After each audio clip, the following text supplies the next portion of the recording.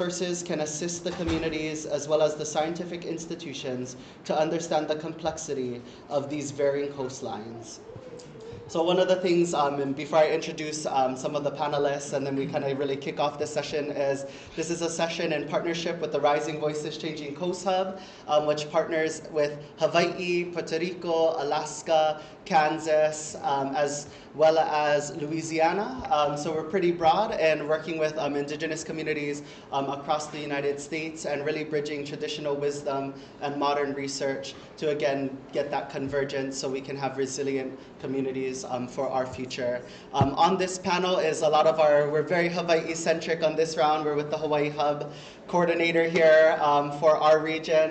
And we have Kumu Ramsey Tom, who is a well-renowned kupuna from not only Hawaii, but Reverend across the world, a really strong mentor for all of us, who's also with the Life Enhancement Institute and is our facilitator for the Rising Voices Changing Coast Hub, amongst many other hats, but his favorite one is grandfather and dad.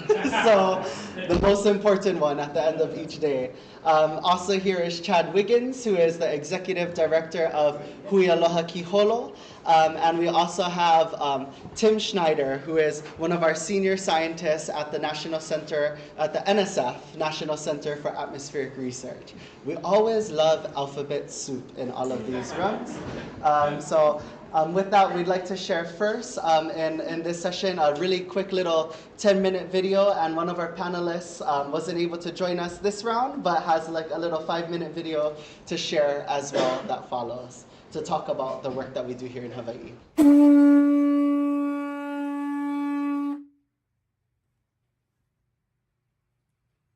Ko māko I maku I loko kalani. E ho'o mālu I kana lele kāko I ke kai uli. May we all be protected as we move across the dark ocean, across the ocean yet uncrossed, the future. Aloha. For those who are new to this effort or gathering, or just unfamiliar with my mug, let me introduce myself. I am the current steersperson for the Ike Hui, the Indigenous Knowledge and Environment Working Group of PRiMO, the Pacific Risk Management Ohana. I am the Reverend M. Kalani Souza, Community Outreach Specialist with the University of Hawaii's National Disaster Preparedness Training Center. My apologies for not being able to make this historic PRiMO meet at the University of Hawaii, Manoa. I would be there except for travel restrictions by my medical professionals. But on behalf of the National Disaster Preparedness Training Center, I'd like to thank our community partners for showing up in such a robust way. First of all, Hui Aloha Kiholo, Mr. Chad Wiggins and company, the Lomikai Media Group, who you can see these young people working hard in the room, and the Olohana Foundation, our longtime partners in PRiMO. We'd like to thank our partner, Daniel Wildcat, Dr. Daniel Wildcat of Haskell University, Lawrence, Kansas, and the RVCC, Rising Voices Changing Coastlines effort, partnered in by NCAR, the National Center for Atmospheric Research, and funded by NSF, the National Science Foundation. I'd like to further thank our partners with Sustain Hawaii, as well as Lay of the Pacific, the Life Enhancement Institute. A deep thanks to Papali'i Falautusi Avingleo and Kumu Ramsey Mahealani Tom for their stalwart leadership and the care and feeding of the crew.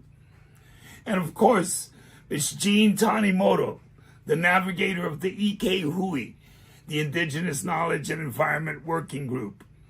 My fellow steersperson, Bronson Kainoa Azama, who this year steps into the lead to support our larger community efforts.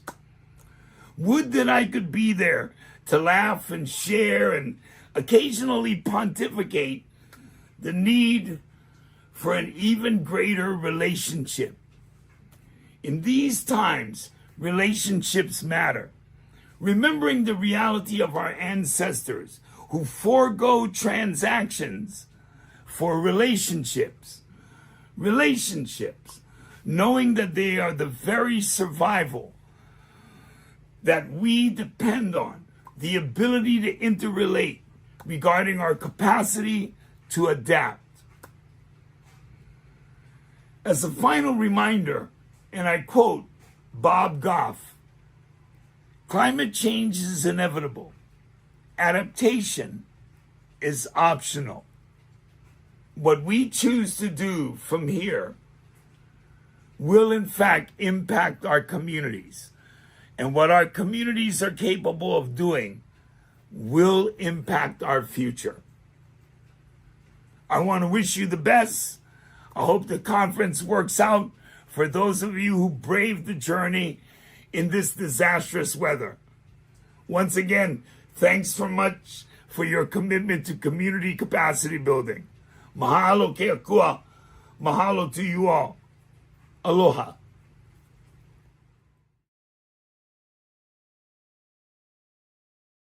Mahalo kahukalani, and it's nice. I feel like I'm reliving the beginning experiences where sometimes you have to hear it twice or if not 3 times before you finally hear it for the first time. So, and really integrate it. So next we have another 10-minute video to show too for our convergent science, some of that highlights the convergent science research that we do here in Hawaii. Chris, the 10-minute video for the convergent science. Yeah. Give me a moment. And we'll keep it going.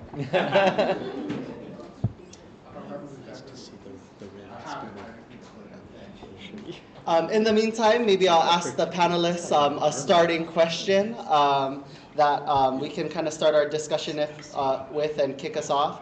And that question for our panelists is, how has converging with traditional wisdom and modern research reshaped the metrics of principles, operations, and strategies? Yeah. Would you like to go first, Tim? You want me to go? Oh boy. Can you repeat the question? Yes. How has converging with traditional wisdom and modern research reshaped the metrics of success?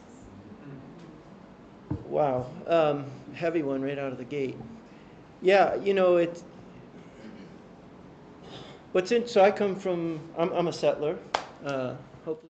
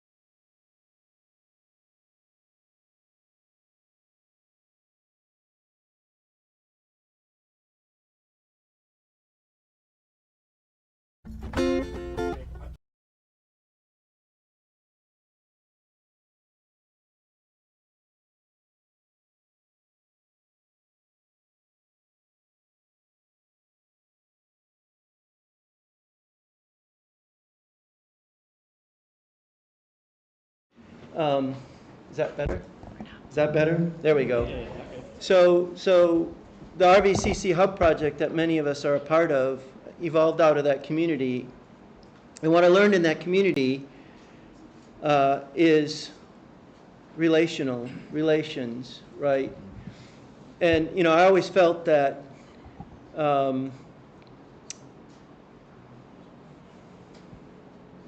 lost that thought, but yeah, so coming out of this with relations as sort of an anchoring and grounding place to be, that sorry, the mics have got gotten me rattled a little, but yeah, so coming out of it with this relational approach to things, right, really kind of fundamentally shifted my perspective on things. And so, you know, you come into this and you realize there's all this wisdom, and that's one of the pieces that I personally find missing in the Western or traditional approach to science, is that the wisdom is often lacking. And so we have this extremely clever approach to things. I mean, I don't know what I did with my iPhone, it's somewhere, but you know, it's marvelously clever, but has it made our lives better? In some ways. Has it made our lives worse? In some ways. Did we ever ask the question, should we be doing this? And that brought into the conversation, you know, questioning what's motivating us and what's driving us. And so, what metrics have changed? I think I count it by the number of relatives we have.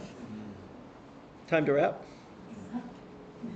No, keep going. Okay, You're I good. just saw arms waving over there. So you know, what's changing is the relationships, right? And counting the relations. And this is relations that go beyond the human, right? And maybe we'll get into this a little later too about some of the work we've done here in Hawaii through the hub, but it comes back to the relations and extending those relations and the work we do to thinking about everything that's beyond the humans. Maybe I'll pause there since I'm starting to ramble. And are we going down the Yeah, line? continue going down the line. We'll pass it on to Chad. Mahalo nui, Tim. Thank you, Kano. Aloha mai kako, Ali. My name is Chad Wiggins, and I was raised by a forest in Alabama. Moved to Hawaii to study coral reefs 25 years ago, a little over 25 years ago. Proud graduate of the University of Hawaii Hilo, first generation college graduate. My mom was not invited to go to college in Alabama. My dad graduated from high school when he was 73 years old, if you can believe that. And so I'm very humbled to be here with these two wise people. And I don't know why I'm here. You know, the motto of the Alabama public school system is thank God for Mississippi. And my academic path was truncated when I got rejected from graduate school here in this institution. But the beautiful thing about that is I had to get a job. You know, I had a young wife. We married young. We had our kid young. Now he's a freshman at Auburn University in Alabama, and the only native Hawaiian in the class of whatever that is. I can't even do that math in Alabama math. But and I got to spend 5 years on the ocean, 6 to 7 days a week, running a tour boat eventually, and learned a lot about curiosity, humility, gratitude. I think that, as Tim shared, the motivation of prestige that's associated with scientific publication is an important motivator.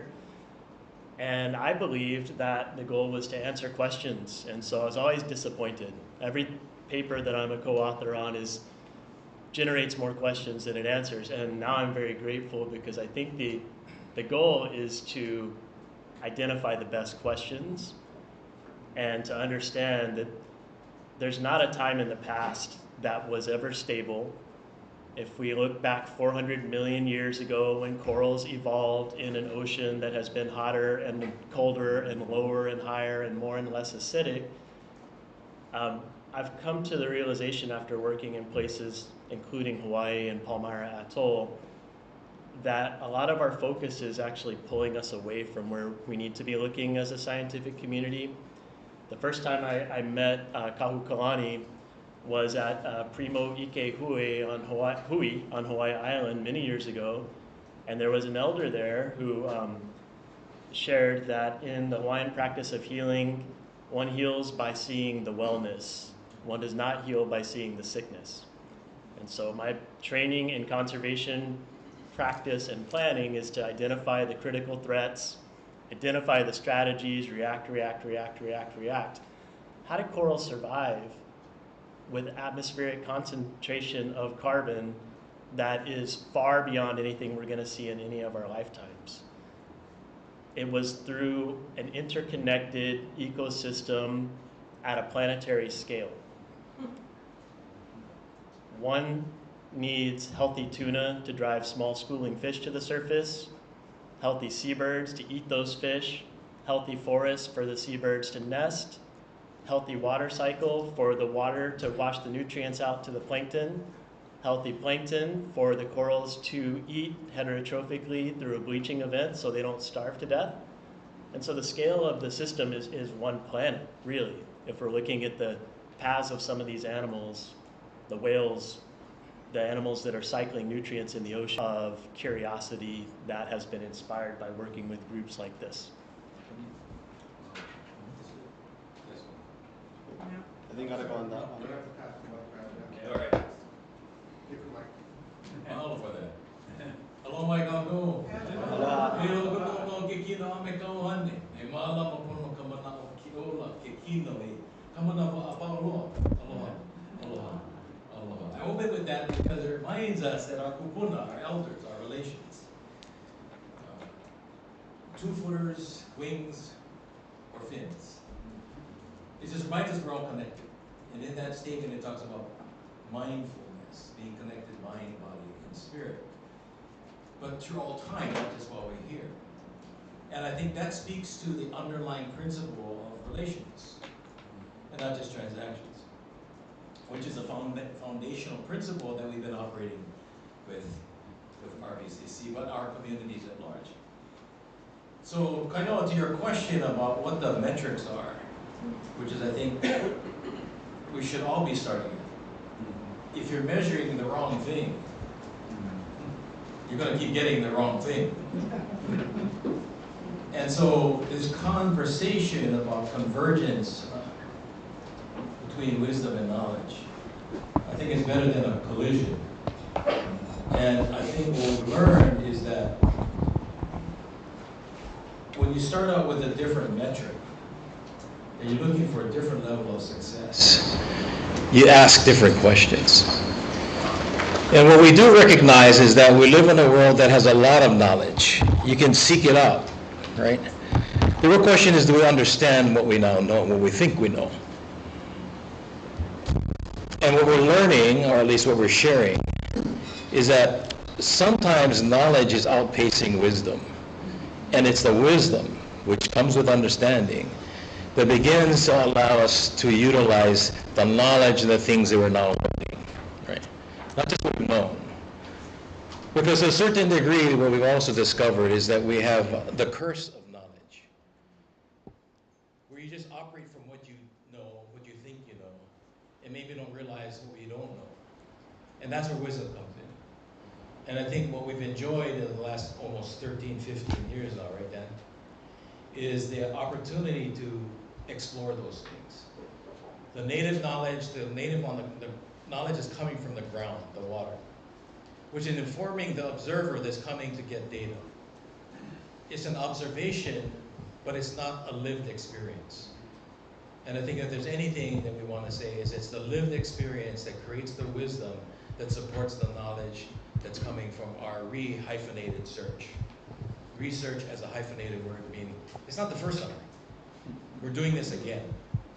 Some of us for the first time, but recognizing that ancestors, those that have lived in places long enough to have seen the changes, to be part of it, perhaps should be involved in the conversation, because then it really begins to make sense of what changes we're seeing, versus I'm now seeing this interesting, versus compared to what we heard earlier today and to your observations as well. Right? Something like that. And by the way, I think I'm trying to channel Kahokulani because he's not here today. For those of you that came in late, no, I'm not Kahokulani. I just channel him every now and then. Mahalo, Anui, mahalo, mahalo. And now we can turn it over to the 10-minute video, and then I'll start continuing on with this conversation. So mahalo, everybody. Oh, good. Yeah.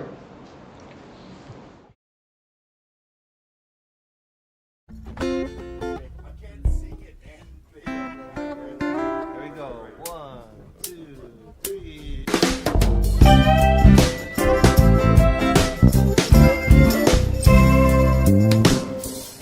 In ritual, in protocol, whose origins have been lost to time, we return to the sea, celebrate the mother, the origins of life, the coral polyp.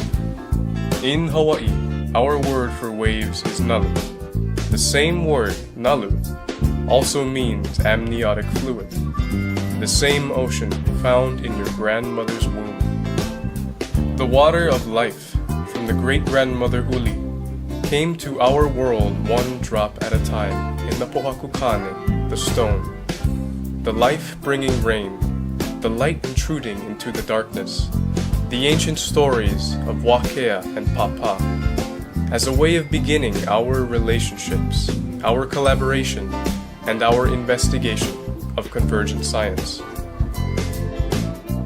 It's a powerful place with some powerful people and some powerful friends. To me, it kind of felt like, yeah, seeing these things I've been viewing as a scientist with new eyes to kind of be together. It felt a sense of trust. I'm a geographer by training, and I am very excited to learn about the connections between the place and the people and the culture. And I'm really looking forward to exploring the island, seeing all of the hidden gems. I'm really excited to keep learning about some of the perspectives that, I didn't even know I was missing by just, going along in my own path. Convergence often suggests integration or synthesis, where the interaction of the parts lead to something greater or different than their individual contributions. If the parts merely coexist or enhance an existing state without fundamentally altering it, the situation might be better described as complementary rather than convergent science. Whether something is truly convergent depends on the context and the nature of the interaction between the parts. Over the course of 1 week, community scientists have shared their historic records of extreme weather changes with visiting NCAR scientists in the hopes of actuating more focused research through a Pacific bioregional lens. All participants, and certainly those focused researchers from both the communities as well as institutions, are interested in answering this question: how we can do better science for the future of all through convergence. What we're doing here is, I think, bringing in an even broader range of types of knowledge than I have participated in before in my past convergence research. And I think this is where this project is making such a huge difference. Is there's so much knowledge that has been here for thousands of years and is passed on, and it evolves and it keeps up with the time, so it's not static. My experience of the last few days has been very eye-opening. I've been studying ecosystems in Hawaii for 25 years, and I probably learned more in the last week than I have during that 24-year time frame. In order for us to understand the risks of natural hazards and the risks from environmental change, and to ensure sustainability of resources that can be passed to the next generations, it is really important to bring together the different perspectives. It's difficult to do, bringing together observations that span so many different scales and parts of the region, from the mountain to the sea. And what we're doing is demonstrating how we can do that hard work to understand these different perspectives, combine them with our models back in the lab. In order to make those relevant to the place, we need to be here in place, understanding what it really looks like here. I think I've really learned that doing the science from a distance, it's going to be much less relevant. I haven't heard anything come from a dogmatic perspective, a correcting perspective. We've been open to experience and perspective as a very real knowledge source. regardless of what the outcome of that experience and perspective may be. The kind of science that the NCAR team can bring to the table in the convergent science, that's where it can complement practical, actionable science, convergent science that's being done here and that we've been welcomed into, and we're able to expand that just hard science. It's so important to be there and see with your own eyes and talk to people face to face in person to build that relationship, build that trust, to have that strong communication that you need to make progress on the science. And this is not about any specific community. We're here in Hawaii. Of course, we're talking to communities with knowledge in Hawaii, but people who observe their gardens in the cities, the flight paths of planes and birds on farmland, all throughout the United States. There are communities who have deep place-based knowledge from every background, every class, every race, and understanding that knowledge is the key to us unlocking some of these really important big questions that we're trying to answer. Yeah, so our project, we're working in several what appear to be very different places. Puerto Rico, Louisiana, here in Hawaii, and in Alaska. But there are common threads. The people living in these places, it sounds obvious, but they know their place the best. They know how to live there. They know what needs to be done to make things better, and we need to listen. You read about convergent science on web pages. This is convergent science embodied in the realist sense. And getting it right is so important. Big discoveries happen at the intersection of different disciplines, at the intersection of different knowledge systems. We need to figure out how to bring all of these different knowledges together so we can make the discoveries that help us ensure sustainability and reduce future risks. Real relationships, solid collaborations, honest communication leading to productive outcomes and scalable solutions capable of and adjusted to answering the needs and capacities of multiple regions. We would like to thank the National Science Foundation and the National Center for Atmospheric Research for supporting these investigative efforts. Our thanks, mahalo ia kako, to all the people and organizations. Thank you to Hui Aloha Kiholo and the great work they do. Thank you to all the elders and community members who made this possible. Thank you to the RVCC Hub. Also thanks to Haskell, Akaka, and Olohana Foundations. And of course, Lomikai Media. Thank you to all the community organizations too numerous to list. Real relationships in community, where we can study many bioregions in close proximity. Real and relevant impacts, mitigation strategies, and adaptation of our learning driven by convergent science. Reminding ourselves that we can only move at the speed of trust, only as fast as our relationships can carry us. We are not in a hurry. An elder once told me, the trick is to know the difference between knowledge and wisdom. Knowledge, he said, is, and I quote, the early bird gets the worm. Wisdom, he said, is, it's the second mouse that gets the cheese.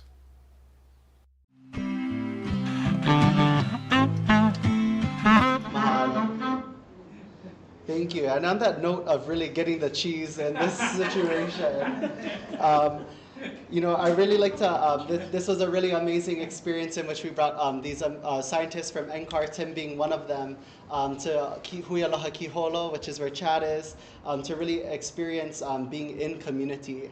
And one of the questions that I have, Tim, because of some of the things and the reflections from you and your colleagues included some notes of this is convergent science embodied, evolved, and not static, and a lot of notions along intersections. And I was wondering if you could elaborate on some of that. Mahalo. Yeah, thanks for that question, Kaino. And I have to say, it is incredibly humbling to be sitting here next to all these wise and esteemed people. And I was reflecting on this, and it kind of comes back to your point about research. I used to really like this quote by the Mahatma Gandhi, and he said, speed is irrelevant if you're heading in the wrong direction. And I carried that around with me for a long time until I realized if you're going at the cliff, momentum is a thing, and it's nice if you're not going quite so fast because you got a better chance to stop. But on the other hand, if you're going in the right direction, maybe speed isn't so bad. So it's a good thing the airplane got us here at 500 miles an hour. When we first visited when that video was made. By the way, I got to say, I don't know if Zethan's in the room, but I think Zethan was the star of the show on that one. So hats off to Zethan for putting that together, and the whole Lomakai team who worked on that. But when we first got here, the first morning, Kainoa and Kahukalaini, they took us to a special place before the sunrise, and we greeted the day in a very special and unique way. And we learned a little bit about Hawaiian astronomy.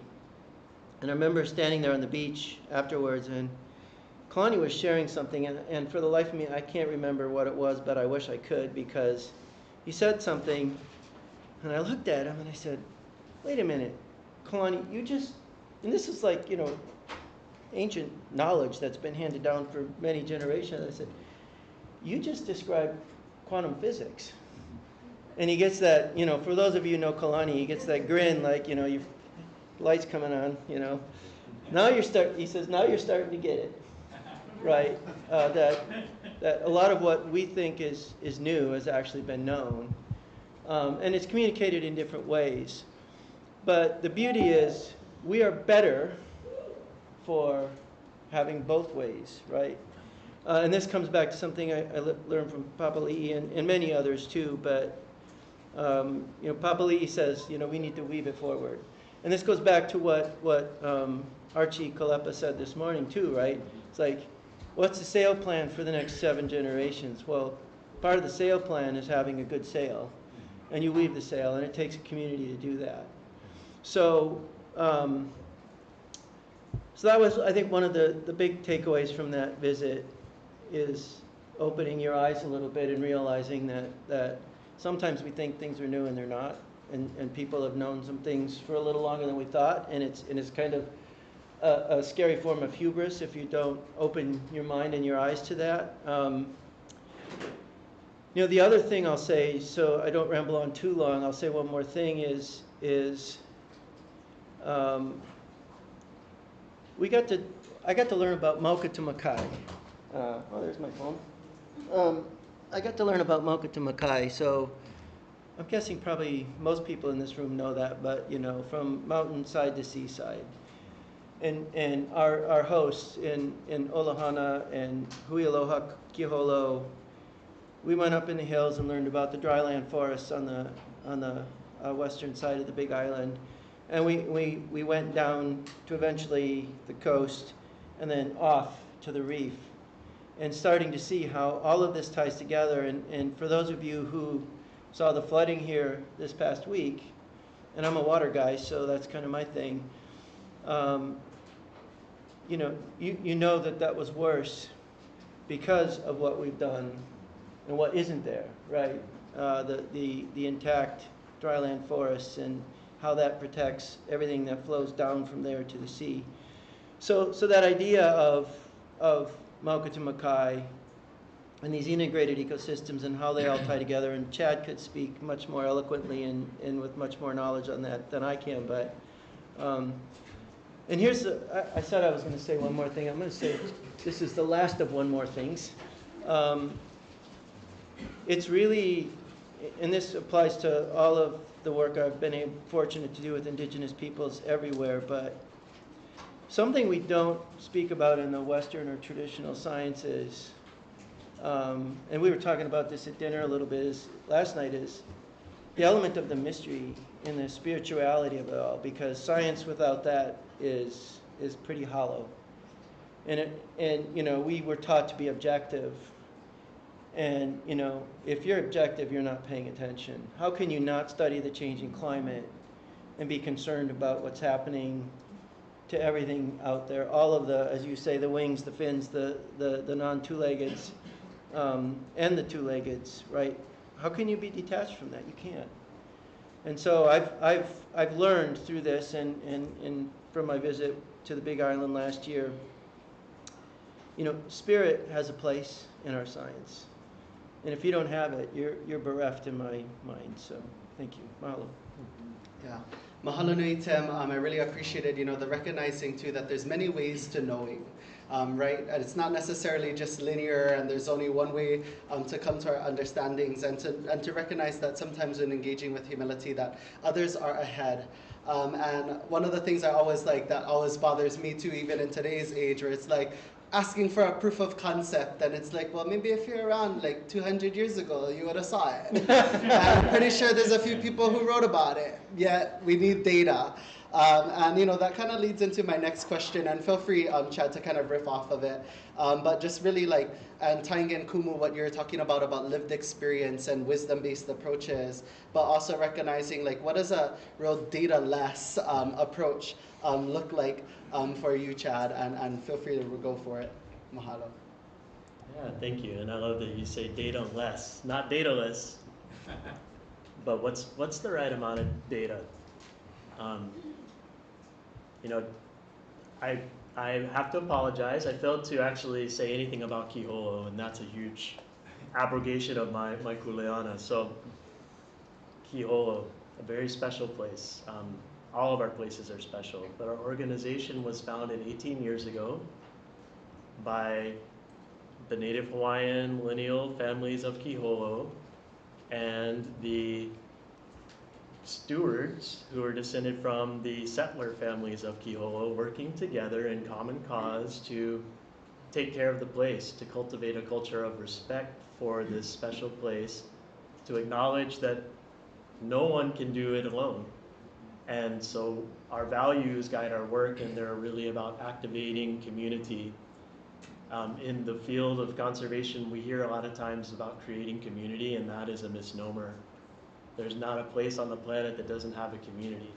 Even a place like Palmyra without an archaeological history of occupation has a very complex community of crabs, which have separately evolved 5 times. Go figure, that's a body shape that works on Earth. And so I'm going to go back to the first question, because one of the folks who taught me a lot about this did a lot of conservation in the Philippines, Fiji, as the NGOs started to come in and started to say 2 different things. One of them is we're going to do better, and that is an approach that still is playing out today. Another approach is you have gifted us the biodiversity that we seek to protect, so we want to understand you and your relationship, and we want to amplify that. And so my friend and colleague Manuel Mejia would say, not everything that can be measured is important, and not everything that is important can be measured. And yet, there is a ripe, fertile ground between the two that I think we are poised to explore together. I think that the economic arguments have been fairly hollow, because a dollar generated by doing damage is not equivalent to a dollar generated by healing. A job generated to do damage is not equivalent to a job that is purposeful and rewarding and healing. The cost to society of those 2 jobs is very different. And I am so curious about how we can communicate that, because we know that, you know, you're nodding, right? We know that that's true, and yet we're not communicating in the economic conversation in a way that is articulating that healing the planet is a much better economic prospect than destroying the planet and exploiting the planet for temporary gain. So I'll leave us with one more thought about the relationships that everyone has highlighted, which is that our network is our net worth. Mahalo. I think we're going to riff off. So the question was really around data-less approaches and in terms of how we're bolstering community resiliency as well. No, thank you. I think it becomes, it's a question of reliance. When you're relying on data to, as you suggest, point the way, without understanding the compass of your internal direction, because then you can get lost. And I think there's a story of Mo'olelo that can help with that. In fact, it's a story I shared with our RVCC team when we first started out many years ago to reflect this very concept. There was an engineer, hydrologist actually, that was hired by a developer to find water. Of course, we need water to develop these places. And so he's got all of his books and all of his equipment, and they're bringing in drills and everything because they're going to find this water. And so a kupuna in the area walks up to him and says, "Hey, what you doing?" He says, "Well, sir, we're going to drill and find some water." He says, "No water here." In a very eloquent Kabaka style. "No water here." He said, "No, sir, I'm the scientist. All of our books and everything here," he says, no more water." And he says, "Well, let us be the judge of that. I have all the data, I have all the data sets, everything that we know about water, the hill, so please, just let us do our work." He says, "Okay." And so he walks away, kind of chuckling to himself. After hundreds and thousands of dollars, drilling and drilling and drilling, from this hole comes the brackish water. The waiula, the red water. And so the hydrologist scratching his head, and they just wasted all this time and money. And they go back to the kupuna. And they said, "Sir, how do you know this?" "Well, my grandfather's grandfather's grandfather, and those before him, always called this place Waiula, red water. Now you want water for humans, Waikane over there. Less data, more wisdom." So all this science and all this, is it relevant? Does it even apply to the particular place? We do watershed management on the island. We recognize that watersheds on the continent, Region 9, are operating off a completely different set of data. They apply that data here to our streams and we kill our fish. They're just not relevant. It doesn't mean that one is better than the other. Is it pono? Is it relevant? Is it appropriate? I think what we're now seeing is because the ecosystem itself is shifting, that even our ancestral stories, the data that we have that's been passed on in all remote level, that too is changing. We can no longer rely on those stories. So consequently, we need one another. In the same way you need a brain and a heart to work together, this is what it is. It's not a difference, and that's where the convergence happens. When we begin to realize that everybody's in the same canoe. It's also realizing not everybody belongs in the canoe. Right? And so this is what we're working on right now, and I hope that answers the question. I think there's times when data is important, but where'd you get that data? Who provided it to you? Because here's a quick note. We do know that our kupuna had fun with a lot of the historians that first came to Hawaii. Right? Because the last thing I'm going to tell you is where my fishing grounds are. Right? And so we had kupuna say, "Oh yeah, you know that tree, when the coconut fall down, then we do this.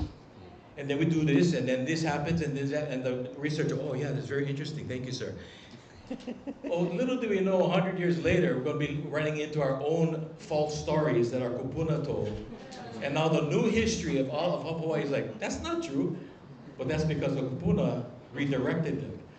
So we ourselves have got to be careful because we are now falling into the footsteps that our kupuna led them down a different path because we didn't want to show them where the gold was. Right? So we have to keep in mind that much of our cultural practices are survivor culture. It's not the true thing that we did. So where is truth? And understanding there's multiple truths. There's your truth, there's my truth, but now we're living our truth. And that's the convergence. And how do we begin to do that? And for those of us in the room that are familiar with this place, I think our culture has developed practices. One that's called Hanai. Everybody knows Hanai. Hanai is not just adoption. That's values, that's training, that's virtues. But that's the first level. The first level is the Hanai. Where it really counts is the Hapa. The next generation that is a reflection of the best in both of us, in all of us. And that's what we're working towards. The next generation. So it's not just the Hanai, it's what the Hapa looks like. Right? That mix, that blend. And we have to do that with aloha. It's not a forced job. It's relational. So, something like that. Mahalo, Anui, mahalo. You know, one thing that was kind of resonating with me when you're talking to is just like this idea. I feel like, you know, from the next generation's perspective and the next leg up, we're like navigating both like these accelerating technologies, extreme weather events that we saw just a few days ago, as well as not just the changing physical environment, like you're saying how it's shifted, but also a changing political environment as well while these issues continue to press us. And I'm wondering, just like, how do we feel in terms of just navigating that as part of our conversation today, too? Anybody? Politicians. They're the navigators. So I guess in this next phase, like really thinking about like how, for communities where we're all facing these challenges, like how do we continue to build towards the momentum, towards these next steps in addressing these multitude of issues that oftentimes feel overwhelming. And there's a lot of history of, as Kumu Ramsey pointed out, this distrust as well. Right. Great question. And I promise I'm going to answer the question you asked at some point. And one of these questions, and this may be the one where I do it. So I think that, gosh, I think that to the point about data and converging data, you know, I had access to about 40 years of quantitative coral reef data that's showing an overall decline over the last 40 years. When we got trusting relationships with community, we expanded that to about 400 years of data, encoded or not even encoded, taught in a way that's understandable through chant, through hula, through place names, through mo'olelo, through these stories. And so there's no app for that, and that's okay because it's embodied.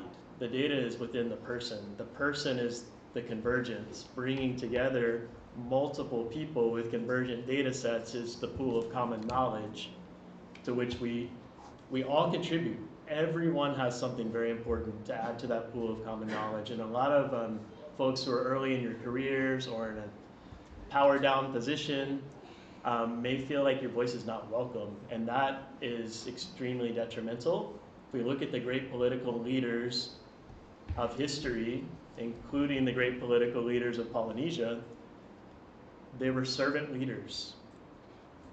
They were folks who made no distinction between authority and accountability, who looked at the concept of kuleana as a privilege and a responsibility. Everything that you learn is placing a weight on your shoulders. And for a long time, those of us who work in science have been about, I'm going to share with you the data about 40 years of coral reef fish decline. You're going to ask me what to do about it. I'm going to say it's not my job. But it is your job. It is your job.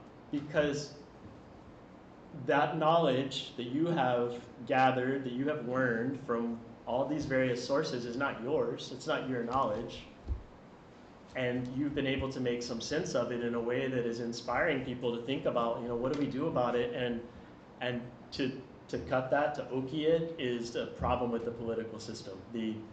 the separation of authority and accountability so that decisions can be made in Washington, D.C., on this island that are going to affect Kiholo Bay with no input from the multi-generational knowledge holders of that place is a broken system. So I'm struggling with this right now because people are asking me about the science to inform the current government's decision making. And frankly, I think the current government has no role in decision making because it's illegal, first and foremost, but also because from the first contact of written language with these communities, it was acknowledged that they know their place and they know how to take care of it better than anyone else. Around 1895, there were a suite of scientific articles published that said the people of place, the complexity of a fishery that is recruitment limited, seasonal, moon related, has hundreds of species, has different life stages and different habitats for each species, cannot be managed with a total allowable catch. We shouldn't try to pursue that continental model here. 1970s, publications inspired from Palau in a lot of cases said that the continental model of managing nature cannot be applied to islands where people have a deep connection, an ancestral connection, a deep knowledge.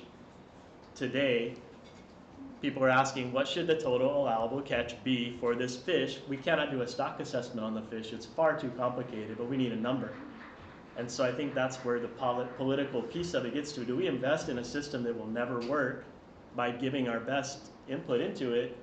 Or how do we move away from that system entirely to a system that we know works? And it's an inflection point that we're at right now. Thanks, Shane. I had the fortune, or maybe misfortune, to actually work in DC for a while with a number of our political leaders. And it was interesting because the one thing that I learned there was there's a mantra that was, you had to learn quickly, which was fake it till you make it. And more importantly,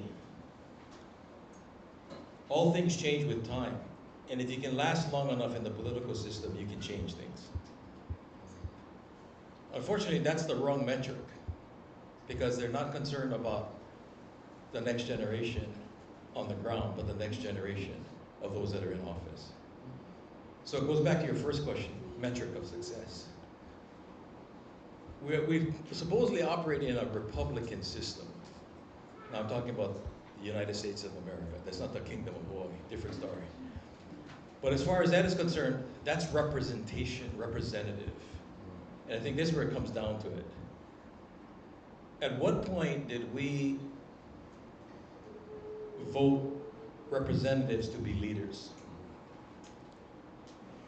Leadership is happening on the ground in our communities. These are representatives who are presenting themselves as leaders, and we've made the mistake of looking to them for leadership rather than leading them as our representatives. So what we're talking about with RVCC is how to return leadership to the community, and it starts in every home. Where the point is, if we don't lead, then we will be led. And the political system that we are in right now, which tends to be more financial than anything else, we've seen the consequences of that. Whether you agree with it or not, that is a consequence of it. To where the point is, whatever someone's priority is at the moment can actually shift the game overnight, which is what's happening. How is that instructive for us as communities? Is to understand that's the nature of the beast. It's no different than entering the ocean, knowing when the sharks eat and when they don't. Don't blame the shark, right? Just don't look like food when you go swimming. So this is preparedness at its ultimate. It's when we begin to operate from a position of when versus if. That's how you deal with the political system. It's not if it's going to happen, it's when it's going to happen.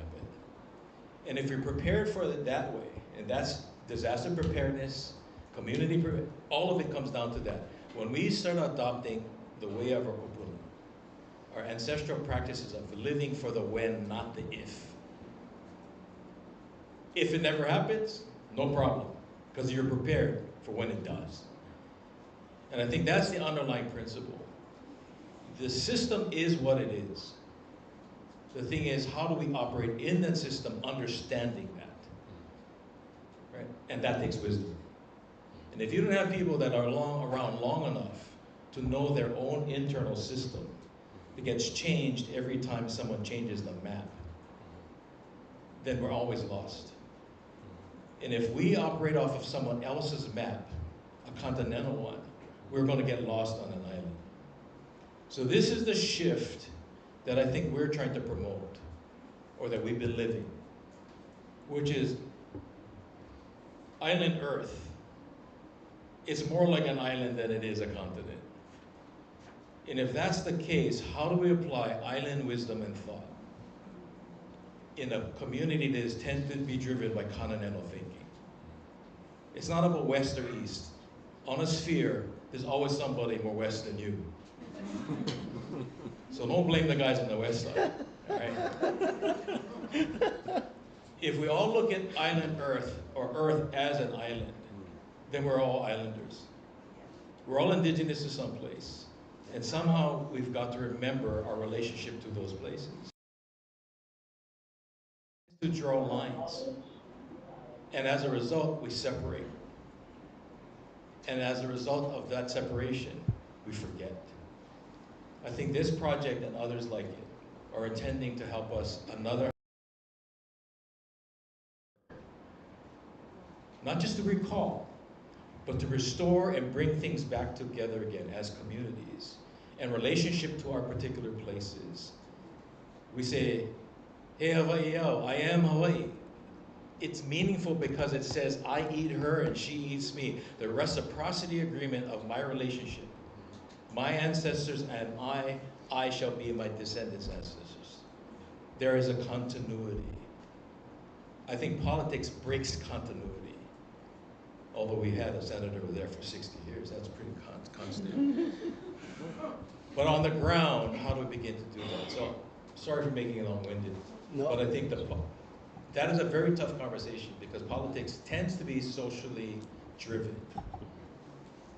And yet, the social group that tends to be left out are the voters until they're needed. So that's why we as communities need to return to that. The original social media, which is Dog Story, which is being in community, looking at one another, sitting at the poi bowl together. That was the original social media. And how do we sit down and eat together? Because if we don't eat together, we're going to die together. Fundamentally, that's it. And it doesn't matter what the data says in Washington, D.C. Slight observation from Mahalo kung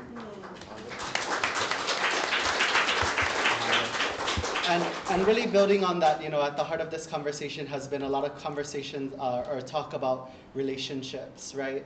And one of the things that I keep thinking about is what does it even mean for the return to the right relations? And in the context of RVCC, right, like sometimes we're having conversations, one person's resource is another person's relative, and how that relationship changes even for us when we're talking about like, if we hit the 1.5 degrees or if this happens to the ocean, versus for us, we recognize the ocean as a mother for those who operate in the traditional wisdom setting. So really thinking about the return to the right relations, how do you feel it evolves these research collaborations as well as the serving of community through them?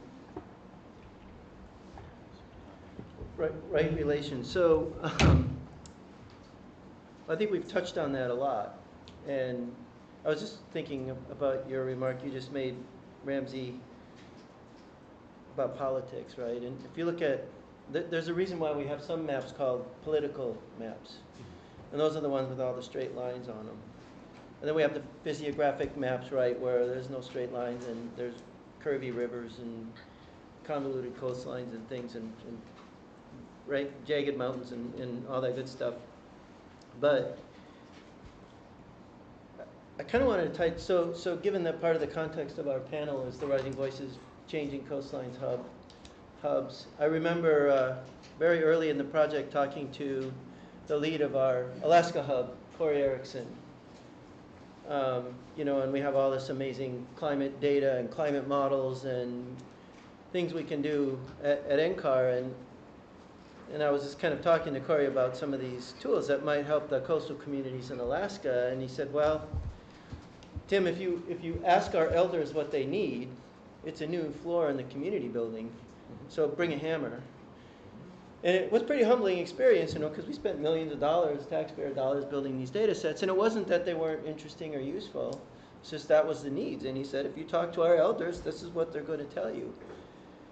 And that really sort of switched the conversation about, okay, how do we enter this space? And how do we approach it?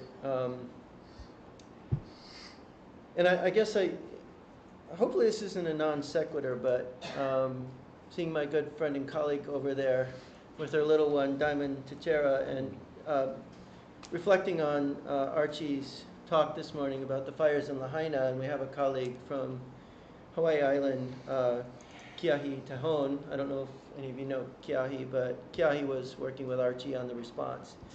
One of the things that Diamond and Kiahi did is they took this technology, right, of building sensors that can monitor air quality, because they realized with all of these homes that burn, there's all these toxic materials in there that are now ash.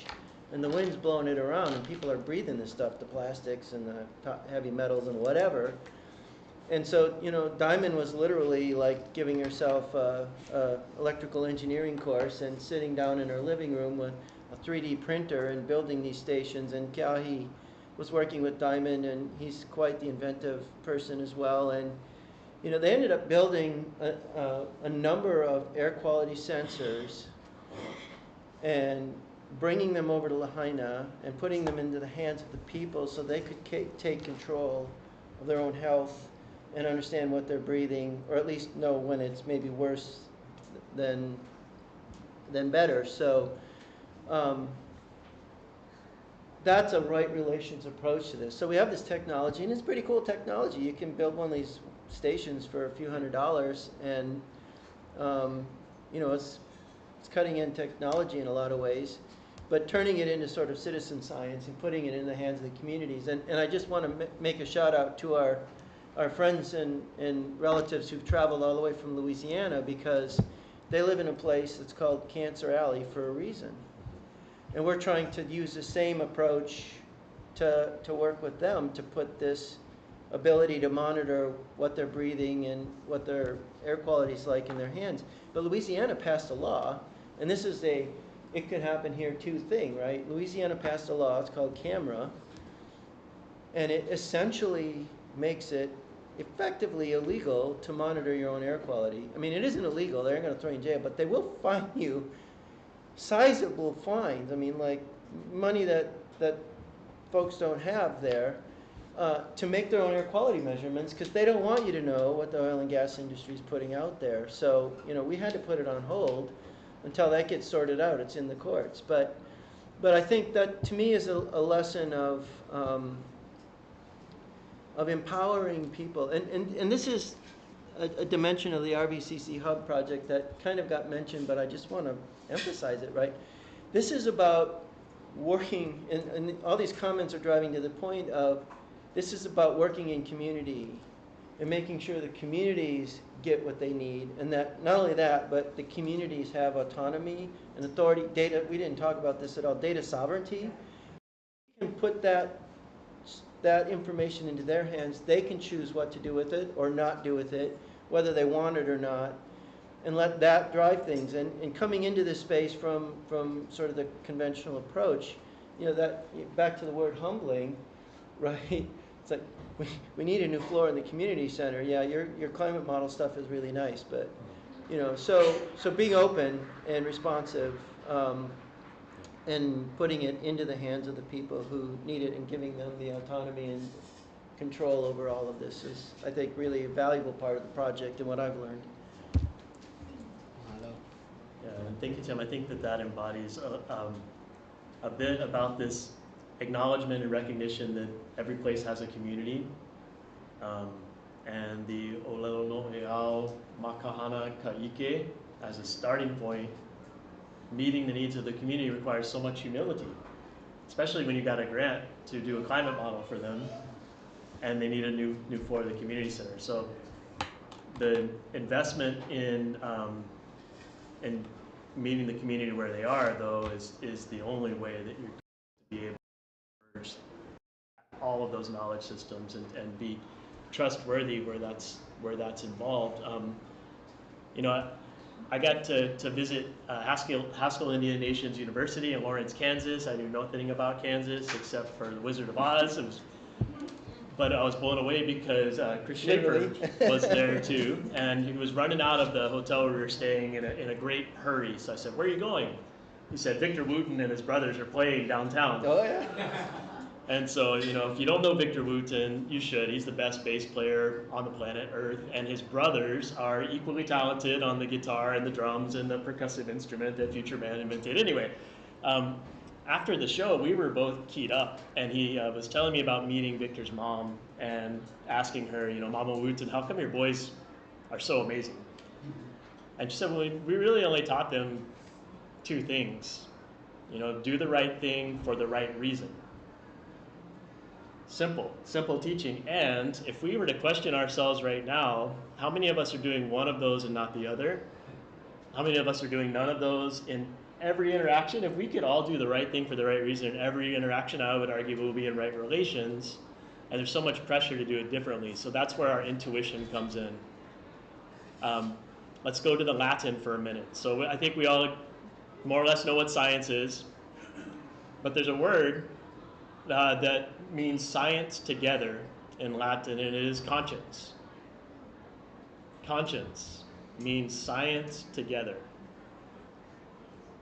And to me, that is such an important point, because on an island, Earth, there has to be a path to redemption. People are going to transgress, they're going to upset us. Sometimes that's more about us than it is about them, but sometimes they do something very, very against human values and the perpetuation of our species and being in right relations. How do we provide a path to redemption for these folks so that we acknowledge, like you said, not everyone is supposed to be on the canoe, but maybe everybody has the capacity to become the person who's supposed to be on the canoe. And if I had gotten dismissed 20 years ago when I started to transgress working with Hawaiian communities, I wouldn't be here today. I wouldn't have learned what I learned and be able to serve in this way. So Archie Klepa mentioned a sail plan. We have it for Kiholo. It's called our Pala Pala Aina, which is basically a roadmap or a sail plan.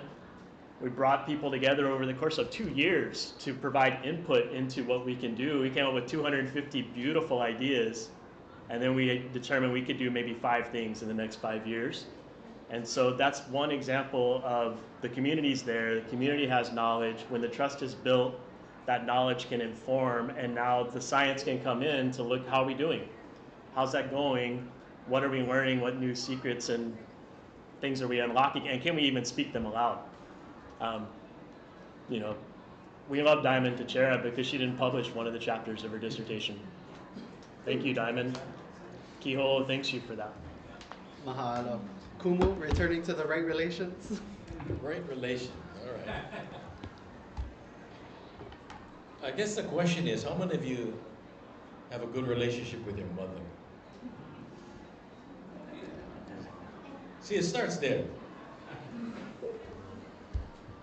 And we're talking obviously about Mother Earth as well. Right relations are important because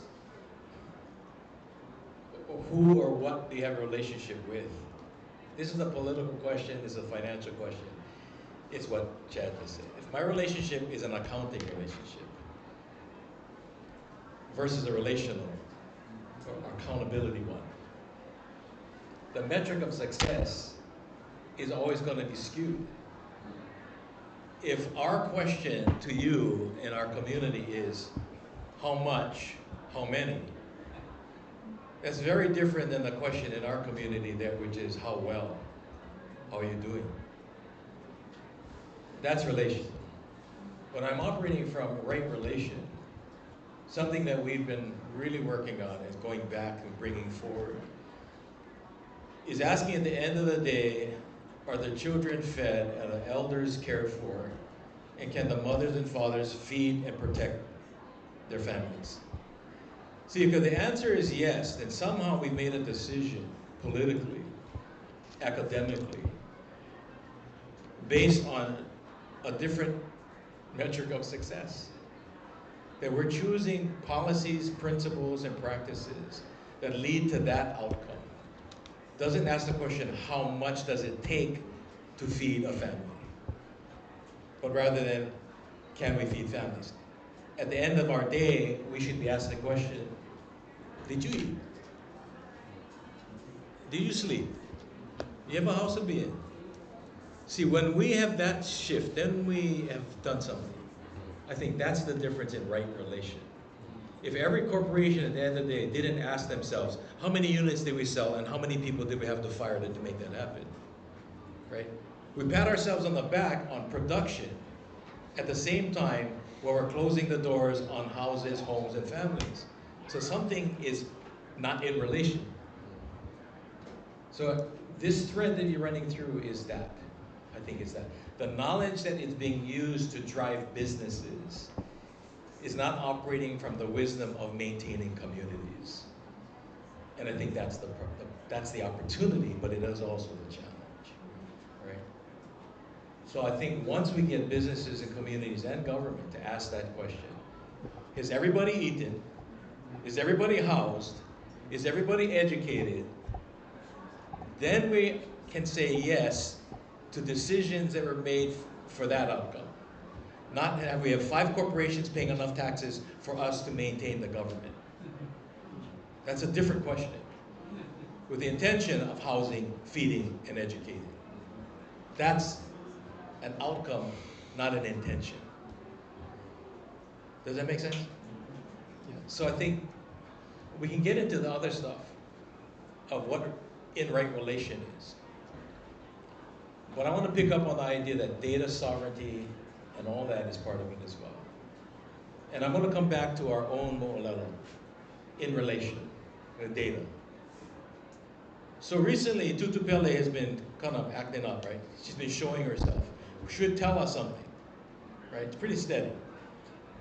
Now here's where data less, or less data, doesn't matter when you understand the mo'olelo. How many of you know the story of Tutupele when she goes off? Who follows her? Iaga, who else? Her sisters. The sisters, they always show up, especially when she's getting really hot. Right? So when Tutupele is getting hot, Poliahu. Now there's a whole different understanding of Poliahu. Right? But the snows come. And then the sister from the sea, Namaka Ohai, or Hai, she comes in. Now, if you go and ask the question in Hawaiian Mo'olelo, where's the story of the hurricane? Where's the story of... You're not going to find it. But if you look deep enough, Namaka Ohai, Hai is to break, to slap, to break, to... Namaka is eye, many eyes. So should it surprise us that when we have this kind of volcanic activity, that the snows show up, right? Because the temperatures are changing.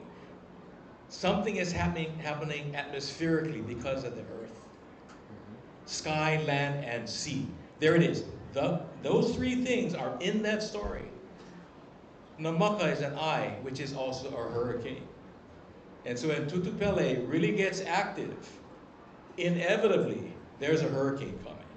And it's happened multiple times in the last several years. So if you know the mo'olelo, you don't have to go to the data book, other than to say, how many times has a hurricane come in? Which validates the story, not the story validating the data. Yo? Yo. So I'm encouraged because there's more of these stories coming forth. And if you can remember the tsunami in Indonesia several years ago, where at Kupuna, an elder remembers stories of his grandfather's grandfather. When the ocean comes in and the elephants start running, follow the elephants. He had never seen it, he had just heard the stories. And he gathered his family and they followed the elephants. They survived. because the indicator for safety was an elephant. So maybe the answer is not more computers, it's just more elephants. But that's the elephant in the room.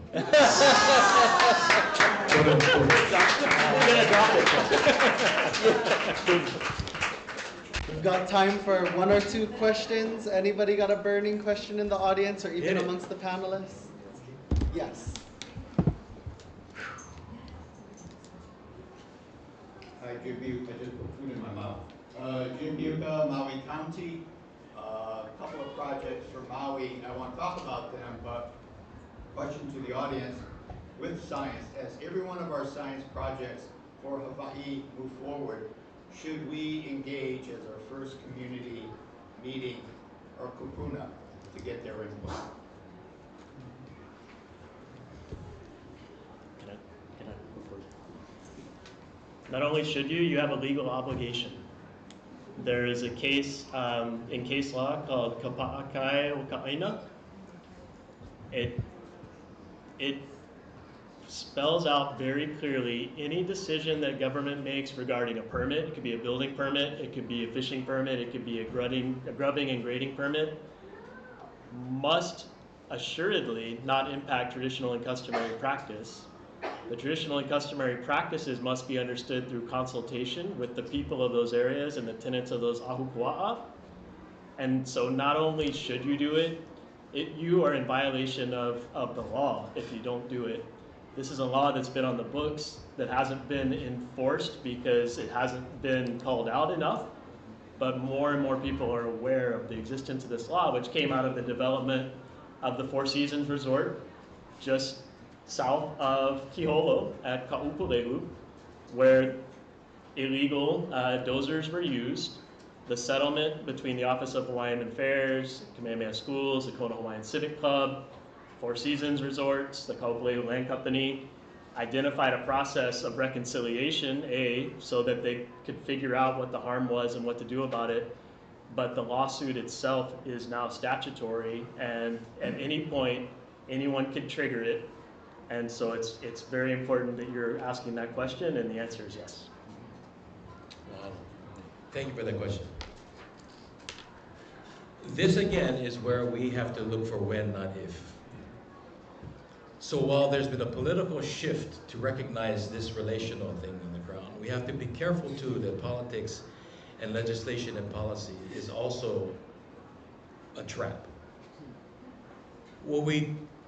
An unintended consequence, I think, that the planning committees or the departments are now running into is that the very kupuna that they said we need to talk to are not dying. We've created a test we can't study for. Right? So if the kupuna are that critical, and they are, we have to recognize that kupuna by stature versus kupuna by age is different things. If that is a critical thing, then we need to start training the next kupuna. So this isn't about kupuna, it's about the tradition and the practice of maintaining knowledge and wisdom transfer. Which means a kupuna is that baby in the arms sitting in the back room. That's who we gotta talk to. Kupuna as a source of the human condition. So if we know that kapa'akai is a practice in terms of analysis, then we need to make sure, in the same way that I need to charge my battery every morning, that we have got kupuna and people who can respond to that. Because right now we have places where the last kupuna that was there passed. And the department is looking for people to answer the question. But here's a property that has been under agriculture for 100 years. Nobody's been actively practicing. The AINA's not even prepared, although that's what we did there. So to say I'm going to protect the practice and the practitioners and the place with a 100-year hiatus sets up a situation that now what? It's a head scratcher. Right? So this is where we have to start planning ahead. Knowledge transfer and wisdom should be part of every single thing. The same way you back up your computer at night, or you start doing the next download, right? Whatever that is, but it needs to be tied to the base operating system of our places, not the software developers of others. And that's what's happening right here in Hawaii right now. So we have software development coming in, meaning humans, that aren't connected to the base operating system called AINA. And that's where the opportunity is. Good question. Thank you so much. I hope that makes sense. Hello. I think we have time for one more question. I have a question. So you mentioned when the elephants run away. There are no elephants where I live. I live in the middle of the United States, in the state of Ohio. But birds. That's correct. Birds can sometimes be the marker. When the birds fly away and they don't come back, you know you've got a problem. Exactly. And I think that's the point. That's relation. When you're in right relation, see in Hawaii we say, "Ikanana no ike." We learn by observing. If you're not paying attention, it doesn't matter how many birds come. Right? You may not see the birds, but look at the poop on your car, and you understand they were there. Right? See, these are the observational skills that a community that's been there for a while, versus people come to do bird watching without any understanding of what the birds mean to those places. Yeah. We just had it here yesterday, right? The Evo, we're flocking, and all of our legends and our Olelo no Iao talks about what height they fly at, what direction they're at, and what their wings are doing. And the storm conditions that we had the other day match that Olelo no Iao perfect. But you don't know, if you don't know it, that's quite a phenomenon. Look at all these birds. But just where they were, that height and the angle that they're in was an indication whether it's coming or whether it's going. So whether it's birds, whether it's beavers, whatever the resident of that place that was there before us, maybe we talk to them. Doesn't have to be elephants. Yeah, and at the risk of this being very unsciency and maybe even incorrect, I want to speak to that too, because I think that multi-generational observational pattern has been broken in many places. And yet, there's a brilliant woman named Lynn Scarlett. She says to truly listen is to cultivate an inner silence. The person who is outside paying attention in that place is capable of hearing the place speak. And I worry for our folks, our young people that love to listen to music all the time. I love music, I love to play music, and I love to write music, but when I'm outdoors, I actually try not to have that happening because I need to adapt. If the place is speaking, I have to hear it so that I know whether I'm going down the right path or the wrong path. And your observations of the birds are beautiful, but some places the birds have been moved. They've been lost. The gopher tortoises have been taken out. The animals you would follow are not there. And yet the place will still speak to you in your intuition if you cultivate an inner silence.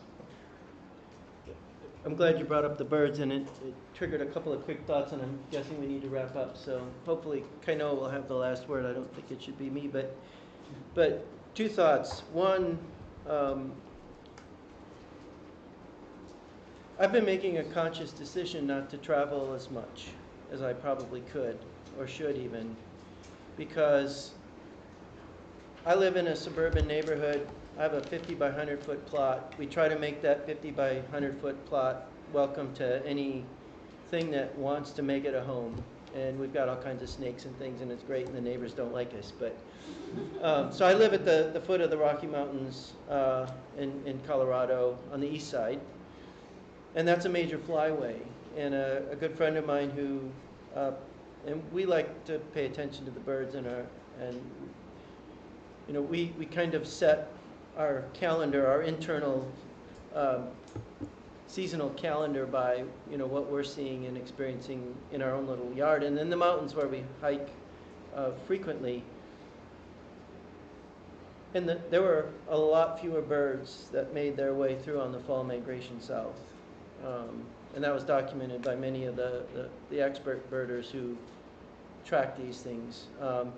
So two things from it. One, if you don't actually stay in a place and be in a place. And as Chad was just saying, you know, be open to that place without all these distractions. You aren't going to notice this stuff. And two, whatever happens here is affecting there and vice versa. So, you know, if the habitat in Mexico is gone because we all eat avocados every day, and most of the avocados where I live come from Mexico, and they're chopping down the endemic forests to grow avocados. So, you know, be in a place, take time to pay attention, and realize, you know, and I think we all know this is probably preaching to the choir, but, you know, what happens here is going to affect somewhere else. So, I didn't mean to end on a heavy note, but paying attention is important. Yeah, mahalo nui, Tim, and mahalo nui for all of these questions and these conversations. It reminds us too, right, where others will call it superstition, we recognize that they're early indicators, in fact, of science and early warning systems. So mahalo nui for each and every one of you for joining us, and mahalo to our panelists. We really hope that you folks have gotten amazing takeaways into really how do we integrate traditional wisdom and modern research to really create a better world.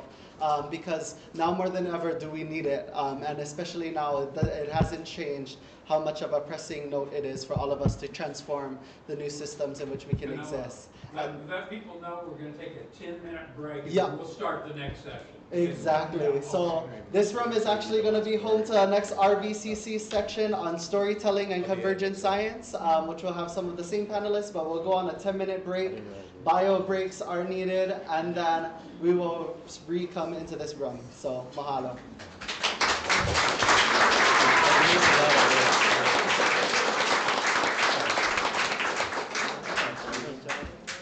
Good job.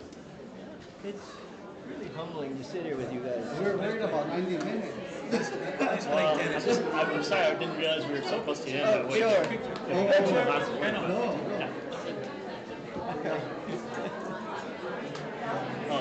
Apologies.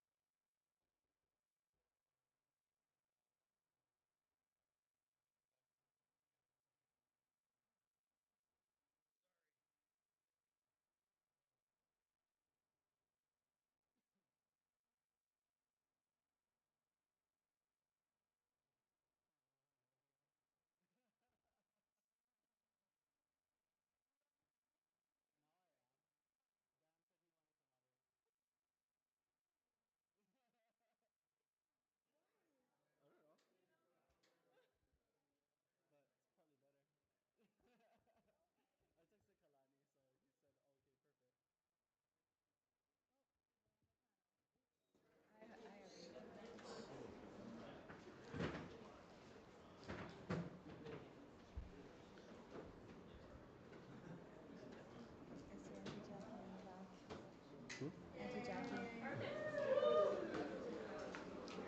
Hi, Auntie Jackie. Sanlai Kuyasate. Thank you, Chris.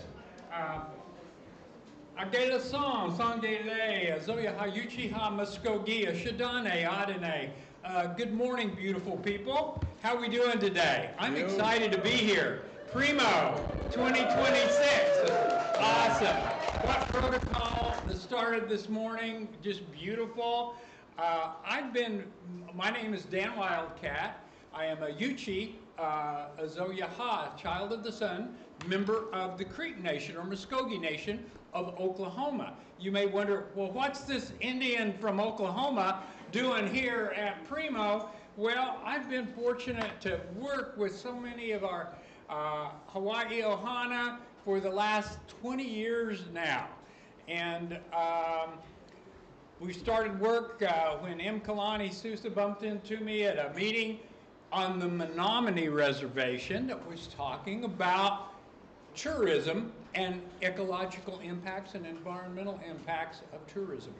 People in Hawaii know about that. He was there.